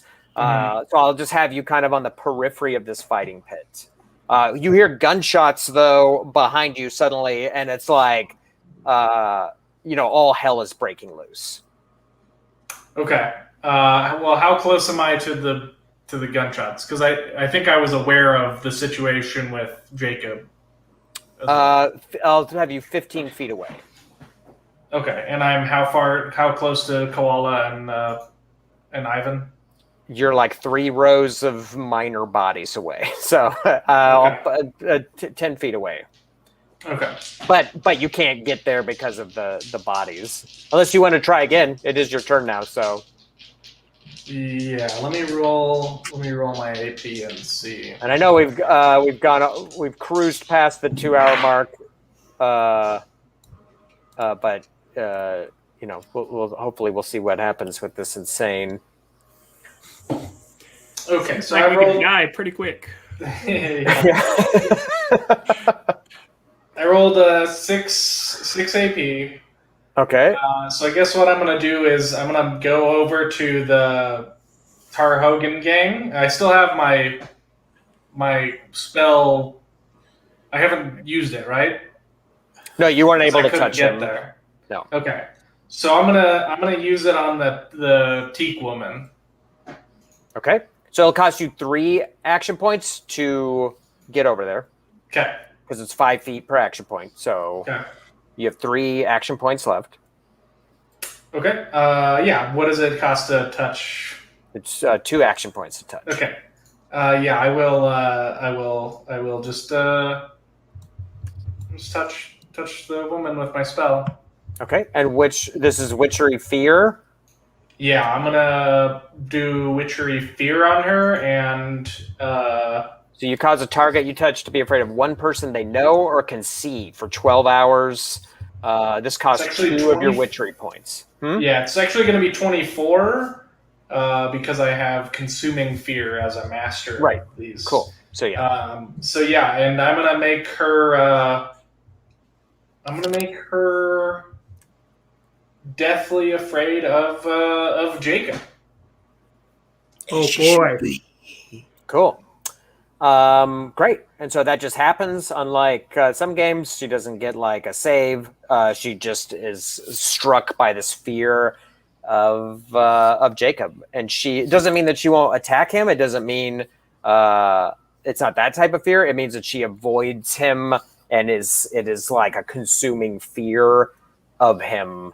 And how she reacts to that could vary. Like if Jacob has her cornered, she it's not like, if she's in a situation where she has to fight him in some way, she would do that. But as you do that and touch him, she kind of looks around very confused and like seems to kind of recoil back from Jacob.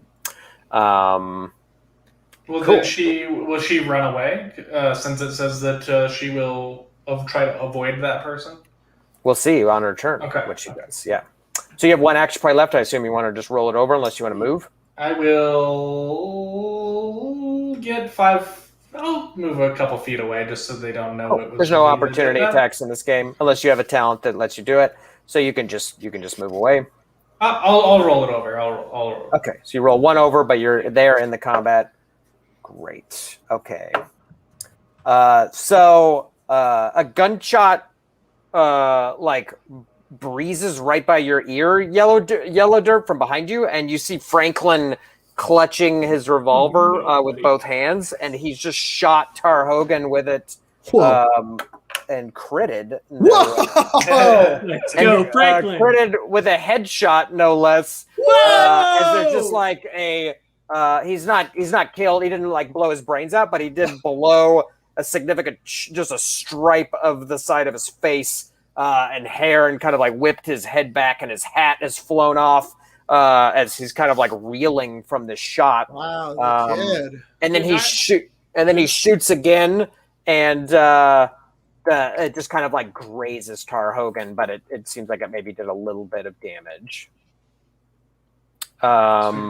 Cool. So now it's going to be this big guy with the tattoos turn that Jacob tried to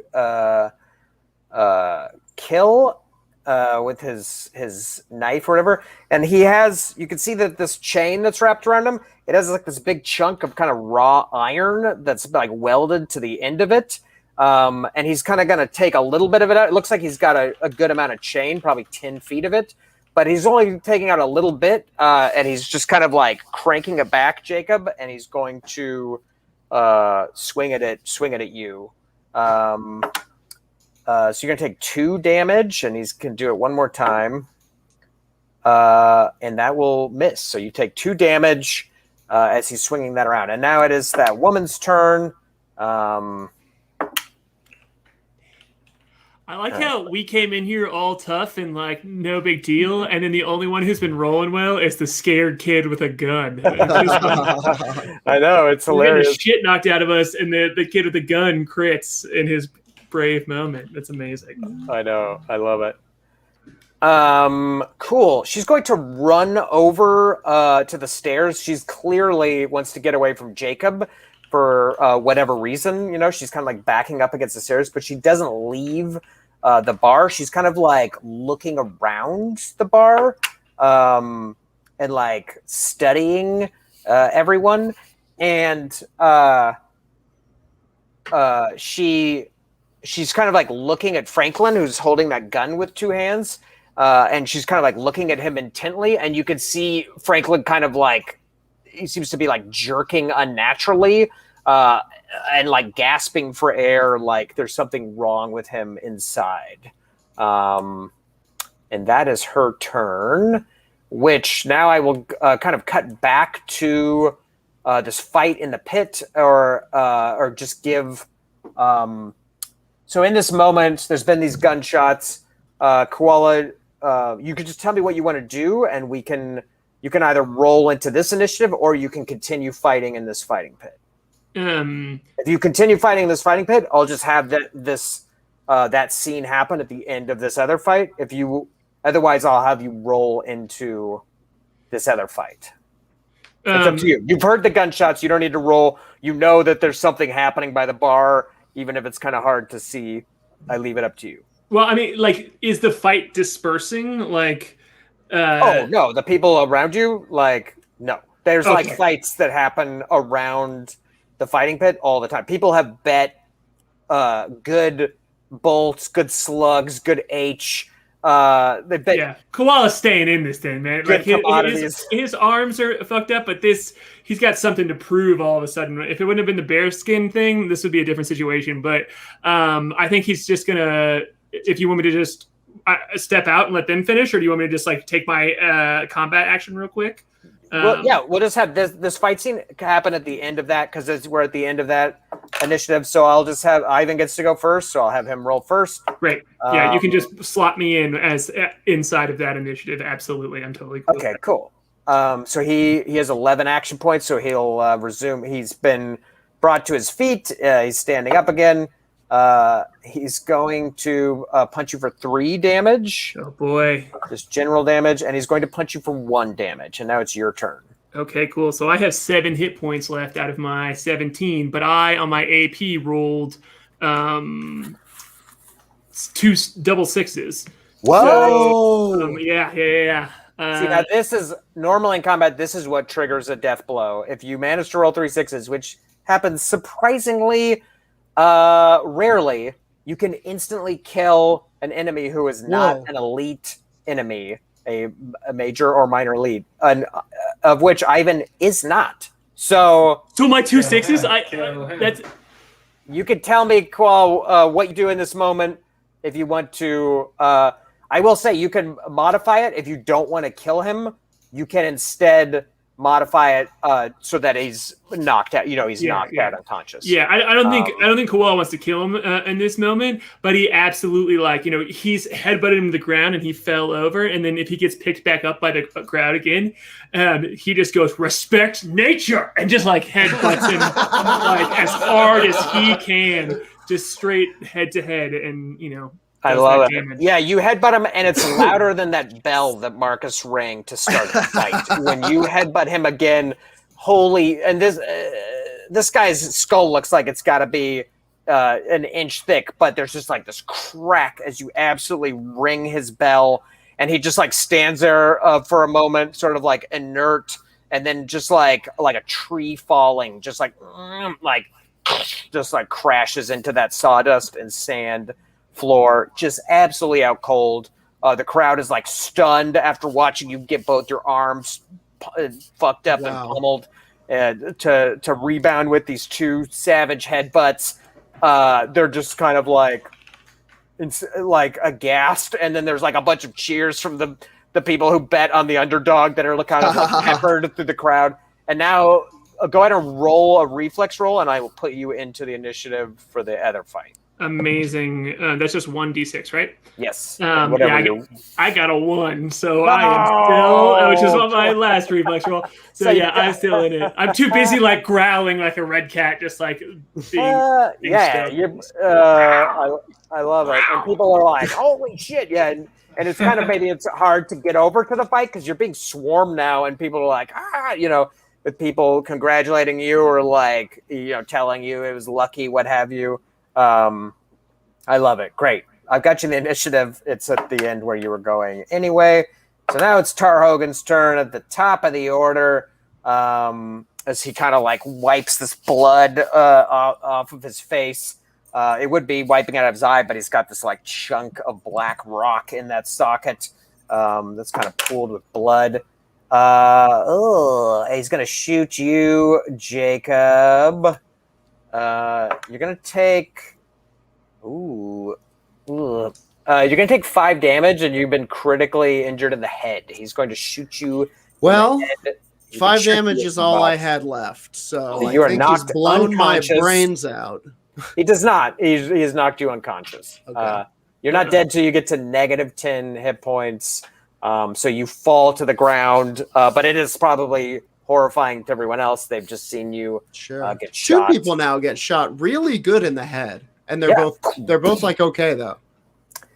Yeah, well, it's not every shot goes through the eye and to the brain or whatever. You've got other real estate, you've got ears and cheeks. You got a big head. Yeah. It's all that radiation, it thickens the skull. Yeah, you'd be surprised at how many headshots some people take in the game. But you fall to the floor, and you are unconscious, as well as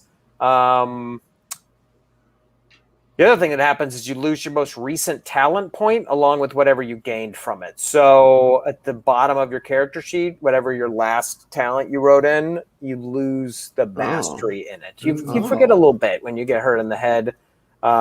It's not good. It's not great. So it would normally be your turn, but instead you're unconscious and lying on the ground. So now it's going to be the this Rangeley fellows. Man, these bad guys are getting the rolls tonight. Yeah, we're in trouble. He's going to shoot at Franklin, which he will crit on Franklin in the gut. You just shoot Franklin get gut shot, and he's he kind of like lets out a yelp of pain, and then this guy's going to shoot him again. He doesn't crit on that, but he gets shot again, and he does not look good. He looks like he's taken one right in the guts. And now, Yellow Dirt, it's your turn. I will. Let's see. Let me roll here. Got a 6 again. Okay. And what were you rolling over? Nothing. No, you rolled over 1. 1. Yeah, I have 1. And don't forget, for every mastered talent you have, you get an action point for that as well. Sweet. Okay. So. Oh, that's right. Yeah, so I would have rolled over those from last time. I didn't factor those in. Oh, well. Okay, so I rolled 6, and I got, I rolled over 1. I have 3 more, so that is 10. I have 10 action points. Great. So one thing you can do with 10 action points is revive an unconscious teammate. Cool. That takes if you all want. of my action points? That's 6/10. Unless you have, unless you're like a Stitch type who's like a healer type. But I will do that. I'm gonna revive Dole Jakey Skins. Hey, all right. Cool. He comes back with one hit point. Sweet. But he's back in action. And I believe that's your turn, right? Yep, that's it. Great. I mean, I think I'm still fucked though. I don't really have a whole lot of offensive stuff here. Do you have busts? Can you put curses on people? I do not. Oh, okay. Oh, yeah, you've got the other thing, the fear. Franklin is going to shoot at Targan again and crit again. Let's go, the kid!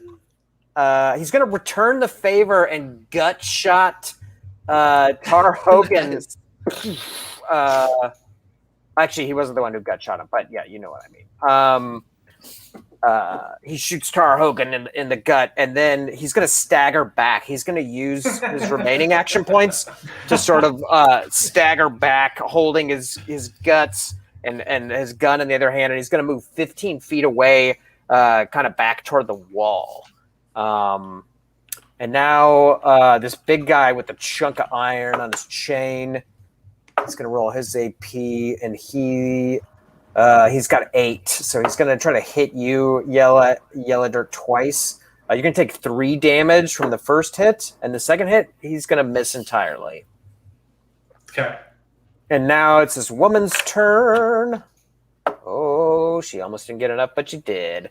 She just seems fixated on Franklin, and as you watch, she's like kind of just dead set on him. You could see it. It looks like Franklin's body is being like almost like compressed. You can like see him kind of like buckling, and it's not from being shot in the guts. It's from like some horrible force being exerted on his body, and he's trying to scream, but he can't even properly let out a scream. But he looks like something horrible is happening to him from the inside out. And now it's Koala's turn. In victory, barely able to move my arms. How far am I from the? Oh, I have to roll my AP first. You roll your AP, and I'll put you 15 feet away, which is from roughly where the fighting pit was. 15 feet from what? From this fight where they are by the bar. Okay, cool. So I rolled another 1 and a 5, Oh, so that gives me 8 AP. And how many master talents? Oh, you added them in. Yeah. So it gives me 8 AP. Do I carry anything over from the last time with the death blow? I think no. No, right? the death blow consumes the roll. Okay, cool. So then, if I can, Koala's the last playtest character who's still alive. I just wanted to he's the last of the original characters. It seems like you're gunning for him a little bit here. So Go to that big bath in the sky, baby. Am I gunning for him with my characters who were drinking in a bar? Can I? It takes 15 feet to get to the bar. To get to the fight, to get to the closest, to get to Tar Hogan and the tattooed guy. Okay, cool. Actually, the way that the woman backed up the stairs, I would say that it's kind of 15 feet to either of them. Okay, cool. And I want to go to the bar, and I'm sure the bartender is around in some way with all this shenanigans going on, right? The bartender, yeah, he's behind the bar and he's like yelling for people to take it outside, but he's also like. He's not completely tucked behind the bar, but he's clearly like, he doesn't want to take a stray bullet in the head. And like miners are starting to go upstairs.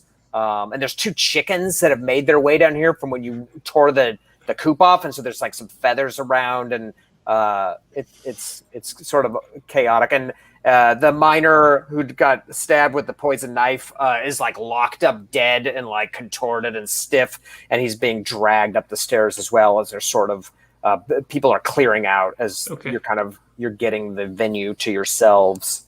Okay, well, I nod to Thunderbeak and Thunderclaw, the 2 chickens that have come in, and I would like to, this is probably so I used 3 action points to move the 15 feet to the bar because it's an action point for 5 feet. That's right.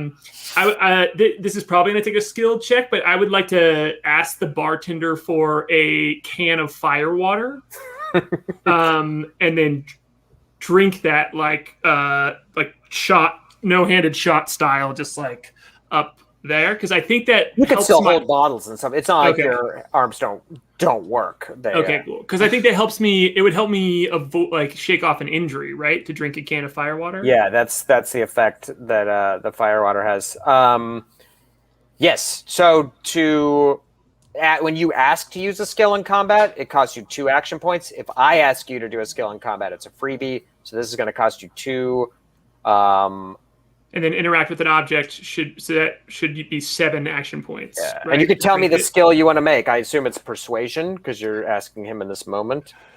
Yeah, I think so. Because you just you paid with a can of a push, which I mean that's going to buy you so much goodwill with this guy. Yeah, and you fought and you put on an amazing show. So despite the spectacle of violence that's happening, I'm going to give you a keen persuasion roll because you have truly. If there's any true to Harlan's form, if there's ever a bartender, barback, or server NPC in a game, he has always they have always treated them so well. I love it. You can tell that they are a good person in real life, and yes, your love for the service industry is paid off. You get a keen persuasion roll. Thank you very much.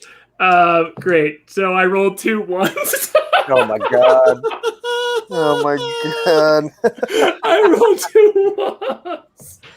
Oh my god. Well, that's just the end of Koala's turn. I'll tell you this. Yeah, he's kind of like look at you like what? Like now's not the time for a celebratory drink. But I made a fate roll, and there is a bottle of firewater that is left out on the bar. So without having to ask for it, because I love it, was great. Yeah, as long as that failure is still there of the bartender, just like I'm like, hey, can you? Yeah, he's just kind of like right now, like there's like a horrible like lethal fight like right here.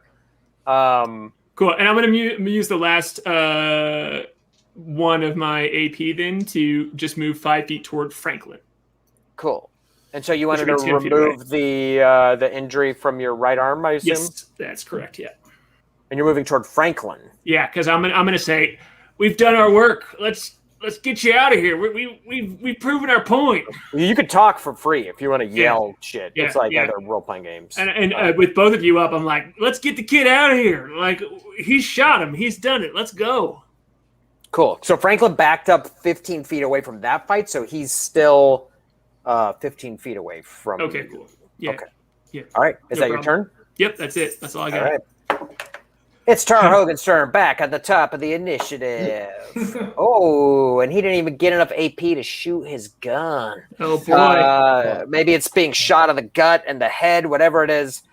He doesn't have enough, but he does have enough to just kind of like palm his gun and just try to hit Yellow Dirt with it.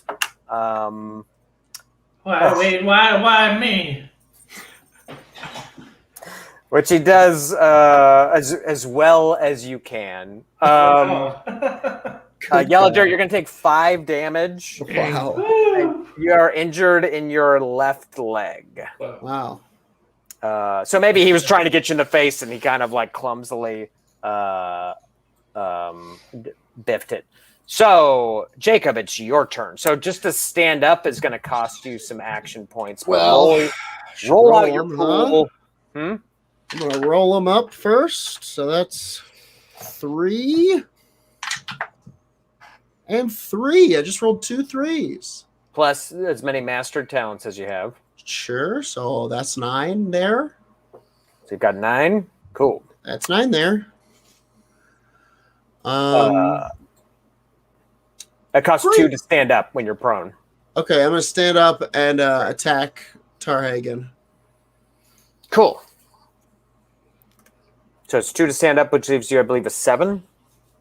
2 to stand up. I have 7 remaining. 4 to attack him, and I'll save the 3. Great. So roll that damage roll, and it's a -1. Okay. I've rolled 1. Oh, boy. That is a miss. 1 is always a miss unless you have certain unique perks. I like it. Yeah, you guys are just the dice have it out for you tonight. It's true. Pretty nasty. I've rolled so many ones. I'm going to use that remaining 3 to try to dodge, I guess. Can I move away? You can use it to move away, or you can roll it over, and if you get attacked in the meantime, you can use it to dodge. Can I try to use it to move away and get some cover in the crowd? There's not really a crowd anymore, but you can just like get cover behind the bar or something. Okay. Yeah, I guess I'm going to use it to kind of run and slide behind the bar. Sure. Yeah, you could do that. If you're just ducking down behind the bar, that doesn't cost any AP, so you can just you're considered in cover behind the bar. Great. Okay, cool. So I will have you move 15 feet behind the bar and ducking down behind it, correct? Correct. Yes. Great. All right. So now it's going to be Rangeley's turn. Well, the tides have turned. He also did not roll enough action points to fire his gun, which is insane. So he'll just try to take he'll hit Yellow Dirt with his gun, which that is where they're getting their rolls, which is truly insane. For 3 damage, Yellow Dirt. Okay. You've been smacked with this guy's gun, and now it is your turn. Beating up this old man with the butts of their guns. Yeah, right. just That's like the hitting flat side of their gun. It's not uncommon. Like slugs are a commodity in this world, so if you can hurt somebody without wasting a valuable bullet, hit him with a gun. Ye old gun punch. Yep. I rolled a Gunch. 5 and a 6. Oh. So just short of a death blow, unfortunately. Damn it. Man. It has to be a roll, too. It doesn't matter if there's other factors. It has to be a roll of 2 6s, which triggers that. Well, it's still enough to do some damage, I think. So what I'm going to do is... so that is 15. I have 15 AP. I will... 15. Fuck him up. Yeah. I'm going to. Except he's all about witchery, which is all like Yeah. status effects and like the long game shit. But I do have a knife. Yes. I have a knife with strange markings on it. I'm going to. Let's say I'm going to try the fear of man again, and I'm going to do it on the other dude, the dude that just hit me. great, Rangeley. Yeah. And I'm You going to touch make him, and who's the person you're making him afraid of? He's afraid of me. He's Oh, afraid of okay. me now. He's going to run away from me. So that costs is 2 of your points. 2 points. So I'm down to 13. Then after that, I am going to I'm just going to stab. Great. I'm going to stab Tar Hogan as many times as my AP will allow me. Great. So Yellow dirt. Go off. I think that's 2.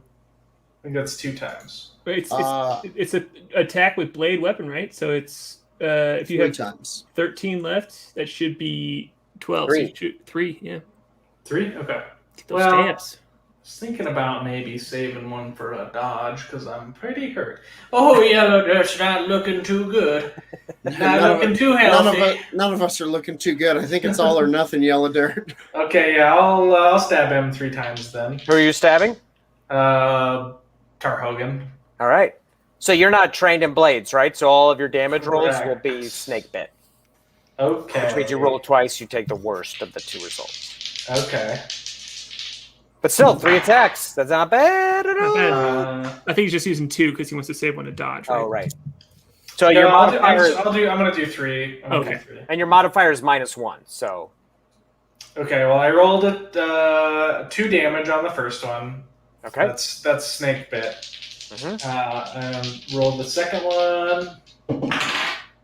I got a 6 and a 3, so that's another 2 damage. Okay. Ooh, I rolled a 6 and a 5. So I take the 5 minus 1, so that's 4 damage. So just shy of a crit. Crits are 5 and up. Great. So yeah, not anything particularly spectacular, but stabbing is stabbing, and you're kind of just like, you can tell that you're hitting pay dirt. You're making bloody wounds on him, despite nothing flashy. All right. It's Franklin's turn. Oh boy. Yeah, he's just sort of like standing there stunned with the gun in his hand. He only generated 3 action points. And he's just going to stand there, and he's clearly in horrible pain from the inside out. And he's just sort of like making this agonizing screaming sound. And now it's the big guy with the chains turn. 4 and 2. He's got 6. He can take 1 hit at Yellow Dirt, which he will do. And Yellow Dirt, you're going to take 2 damage. The guy that I feared? No, this is the big guy with the tattoos and the chain. The guy that you feared is the guy with the rifle and the 6 gun, okay. the shooter. Boy, we haven't even touched that guy. Sorry, how much damage do I take? You took 2. 2? Okay. And now it is that woman's turn, and now something horrible happens. Something that probably none of you have ever seen before. She's still looking intently at Franklin, and he's giving out that like agonizing scream that suddenly it just like grows to this ringing, horrifying wail that's like ringing off the walls. You've never heard a human or beast make a sound like this at their worst moments. And then there's like this unreal wet ripping sound as he is torn literally inside out from the inside. There's like the snapping of bones, almost as if there was like a large sphere opening from inside him that just opens in all directions outward and just blasts him open and just chunks of him sort of just splatter in every direction on you, on the walls, on the roof, on the floor, just and like chunks of bone as he's been exploded from the inside out with a devastating telekinetic attack from this woman who had to sustain it over 3 rounds, which she did do. And then she looks at Tar, who's like bleeding. He's been shot, and she's like, and she still is kind of looking wide-eyed, and she's like looking around for Jacob, who she's very afraid of, and she's like, Tar, come on, we got to get out of here. There's something ain't right. There's something ain't right with these boys. And now, Koala, it's your turn. Well, we ain't taking that home to his mom. It's like a mower yard bag of Franklin has been scattered in this room. And it looks like Tar Hogan and them are going to run away. She just said that to him. She's already on the stairs. And she just kind of like yelled that down to Tar Hogan. Yeah, man. Koala was about to run toward Franklin and try and scoop him up and get out of here. Well, now you don't need a bucket. Literally scoop, yeah. Casserole dish. And so I think at this moment, like beaten up and having just chugged that fire water, Koala's just going to move to safety. And especially if it seems like they're going to leave. I'm just going to roll my action pool to kind of just like get out of the way and hold the dodge. You can give me an intuition roll. You don't have to use action points for it because I'm asking you for the skill. Cool. I got a 4 on the dice. I had nothing to it. Cool. So you kind of get the body language of this, and Tar Hogan, he's still on his feet and everything, but his shirt is tattered and marked with blood stains, and he's pretty bloodied, and you get the sense that he's probably going to cut his losses and get while the getting's good. Cool. Then okay, just is that your turn? Absolutely. Yeah. I rolled 7 AP. I got 7 AP altogether, but I'm just moving away like 10 feet and holding the rest to dodge if we get attacked. So back to the top of the order, it's Tar Hogan's turn, and he's got nod up at that woman on the stairs. He's like, "Yeah, you're right, Silda. Boys, let's go. I don't like the look of these fellas." And he's kind of looking at you, Yellow Dirt, like with his one eye, and with his gun kind of like still trained on you. He's going to use his full movement to go up the stairs and out of sight. And now, Jacob, it is your turn. Okay. And I know we're over time, so I'll actually just ask you all this. Are you all cool with just basically standing down and letting them leave, or are you going to keep trying to fight them as they go? I was literally going to say we have breezed Jacob well past time. Is gone. Ooh. Jacob dove behind the bar with 1 hit point. And I think as soon as that kid exploded, this was no longer... You're by the bar and it probably like kind of got rained on a little bit. Yeah. This was no longer Jacob's fight. And I think if anybody were to look for Jacob at this point, they would not find them, including Jacob's new friends, Koala and Yellow Dirt. But I will tell you, later on, when they check out the body of, what was his name, Vandalier? Yep. The captain. Yes. Hang on, I had Vandalier Palance. Mm-hmm. They find tucked into the breast pocket of his overcoat a folded up, paper thin, perfectly desiccated black snake skin. Ooh, creepy. Edgy. All right. I love it. Yeah. So how about you, Yellager? You're the last person in the midst of this fight, and you are truly surrounded by the Hogan gang. Yeah, I mean, the devil said that we're all good here. I'm just gonna leave. Okay. I've talked with him over with him, and he said to go, so I will do that. Okay, great. So yeah, without needing to roll out the rest of the initiative, the Hogan gang sort of extricates themselves in varying states. Some of them are unhurt, and others of them, are clearly hurt, but they make their way up the stairs and they just leave you in this very quiet bar. Now we're just only the barkeep is left, kind of looking over the counter, and just like the sound of guts kind of plopping from the ceiling. Leaving you and Koala alone in there. So we're past time. So instead of any epilogue scenes, I just am curious: would you tell the widow, Franklin's mother, what has happened, or do you just go about on your way and on your business? I would absolutely go find Thunderhoof in the town, stabled up somewhere, and just kind of take care of Thunderhoof and never go back to that widow. Just let her think that we bit the dust in the process. I love it. I'll give you Thunderhoof. Add him to your character sheet. Next time we see Koala, he's going to have this pony. That's a pretty good payout for a job that went incredibly poorly. How about you, Yellow Dirt? I am going to I'm going to collect the gun that Franklin had. And I'm not gonna go to the widow myself, but I'm gonna pay somebody to deliver it to her in a discreet box so that they don't just steal the gun. And I will pay them pretty well, but I'm not gonna go back and talk to her. Yeah, she'll get the message. Dirt's gonna find a bath, I think. Oh, new bath, boys. These guys are sick with these baths.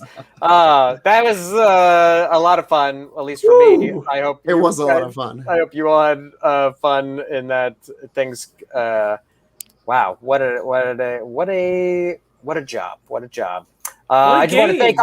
What's that? What a game! I just love this game. I've only played Koala, and I played only two characters, but mostly Koala, and it's so fun seeing Yellow Dirt and Jacob Skins with these powers I haven't seen before. So it's just pretty cool. It really is I don't know, tip of the iceberg. There's so much of these that I want to try out. There's so many of these talents that I want to try out. Yeah, and there's so much character to everything too. Absolutely. The game is. I've never seen anyone use their teak powers to tear somebody inside out before, but that was horrifying. Time for everything. Honestly, that all went pretty poorly in terms of our quest, but I think it was probably a better story because of it. And and I will say that Jacob succeeded in his the secret mission that Jordan sort of cooked up in his character creation. I was like, oh yeah, you can have this secret assassination target. I love it. So that was just sort of this secret thing that was going on, which he pulled off relatively flawlessly. Yeah, I wish that guy had been the other guy. Well, I knew you had one dose of that super brutal poison, so it was just kind of who you wanted to use it on. Yeah. But that was a great game. Thank you all so much, players, all of you. Thanks for doing the show. I just have a few end of show announcements here, and we can wrap it up. Thanks, everybody. That was fun. Thanks for hanging out. Yeah, thank you so much. Yeah, and thank you all watching for hanging in long as I cruised way past time, even though I thought the premise, I didn't know there'd be such a concoction of events there at the end. But that's what you get with amazing role players, is tons of meat on the bone. Come back to Stream of Blood this Saturday at 6 p.m. Pacific for Blood and Blades. It's the Stream of Blood shared setting series of Blades of the Dark, which is an amazing game. Jared will be back in the gamekeeper seat for that. And the Kinohora will be playing. That will be me, Jordan, Rachel Weeks, and Aaron Urist playing the amazing Blades in the Dark. That game rules. If you haven't checked it out, you should definitely check it out. And Sunday at 10 a.m., it's Vampires of Pittsburgh Lockdown with Ashley Birch, Ross Bryant, and Abu Bakar Salim as they abandon Steel City for the equally unfriendly streets of Philadelphia. And next Tuesday, Taste of Blood will be back with another slice of me. And we're going to be playing a different game, not Duster. We're going to be playing a comedy game that I came up. It's based on the podcast Valley Heat, which is a comedy podcast. If you've never checked it out, You should definitely check it out. It is the funniest narrative podcast I think I've ever heard. There are some really funny ones out there, but this one is so good. Check it out wherever you like podcasts. It's called Valley Heat. It's amazing, and I made a role-playing game that's based on it. It's a comedy role-playing game, and I've got some very fun guests for that one. We've got comedian Troy Walker, comedian Christian Duguay, and comedian and comic actress Beth Hoyt are going to be on that show. So check that out next Tuesday. I won't be on a disastrous road trip, so it actually will be on Tuesday. So we'll see you there for Taste of Blood. Stream of Blood is also a podcast. You can find it on the podcatcher of your choice. You can subscribe, download, rate, and review. It really helps. Credits. Duster is from me, actually. It's from my game company, Occupied Hex. If you want to check out more information about that, you can go to my website, occupiedhex.com. Duster will be coming to Kickstarter later this summer. And if you sign up on my mailing list, you'll find out when that's going to happen. And I also give away dice every month, which is a really expensive way to run a mailing list, but it's the kind of mailing list that I would want to be on. So if you want to sign up on the mailing list, you can do that on the site. You get one newsletter a month and 2 chances to get some free dice. The original artwork for Duster is by Will Podorf, Jay Reynolds, and Jeff Tice. They all turned in such amazing artwork. It's so great, and I can't wait to have a book that's chock full of it. The absolute best way to support Stream of Blood is to subscribe on Twitch and spread the word to your friends. There's so much great programming on here, and it looks so slick now. All of the design is so good. You can also find us on Instagram, Twitter, and Reddit. And the best way to connect with Jared, Clint, and the other SOBs is on the Discord. You can find that link there in the chat, the Stream of Blood server Blood. If you have any questions about this game tonight, you can ask them in there under general RPG questions. I'd love to answer your questions for that. And you can also find us on Facebook if you want to tell a distant relative about us. Special thanks go to producers and partners Brian Baldinger and Clinton Trucks, our social media manager Megan Arch, the SOB podcast producer Andrew Strather, YouTube content producer Matt Moynihan. The Stream of Blood logo, opening animations, and our whole new look is courtesy of our art director Jill Petracek, who also did my new website. Jill does amazing work, very good stuff. Thank you, everybody, for hanging in, especially as we ran long for just a violent job gone wrong. And we will see you next episode. We'll see you Saturday for Blood and Blades. Bye.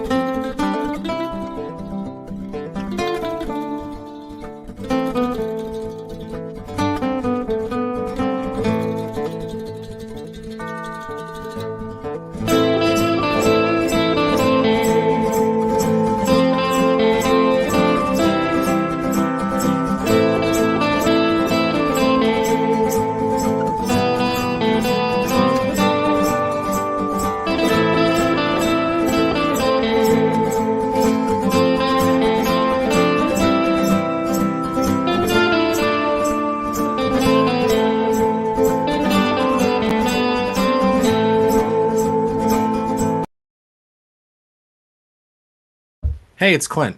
I just noticed that said the stream is starting again soon. It's not. It's over. Go home. We're all done. I love you very much. Goodbye forever.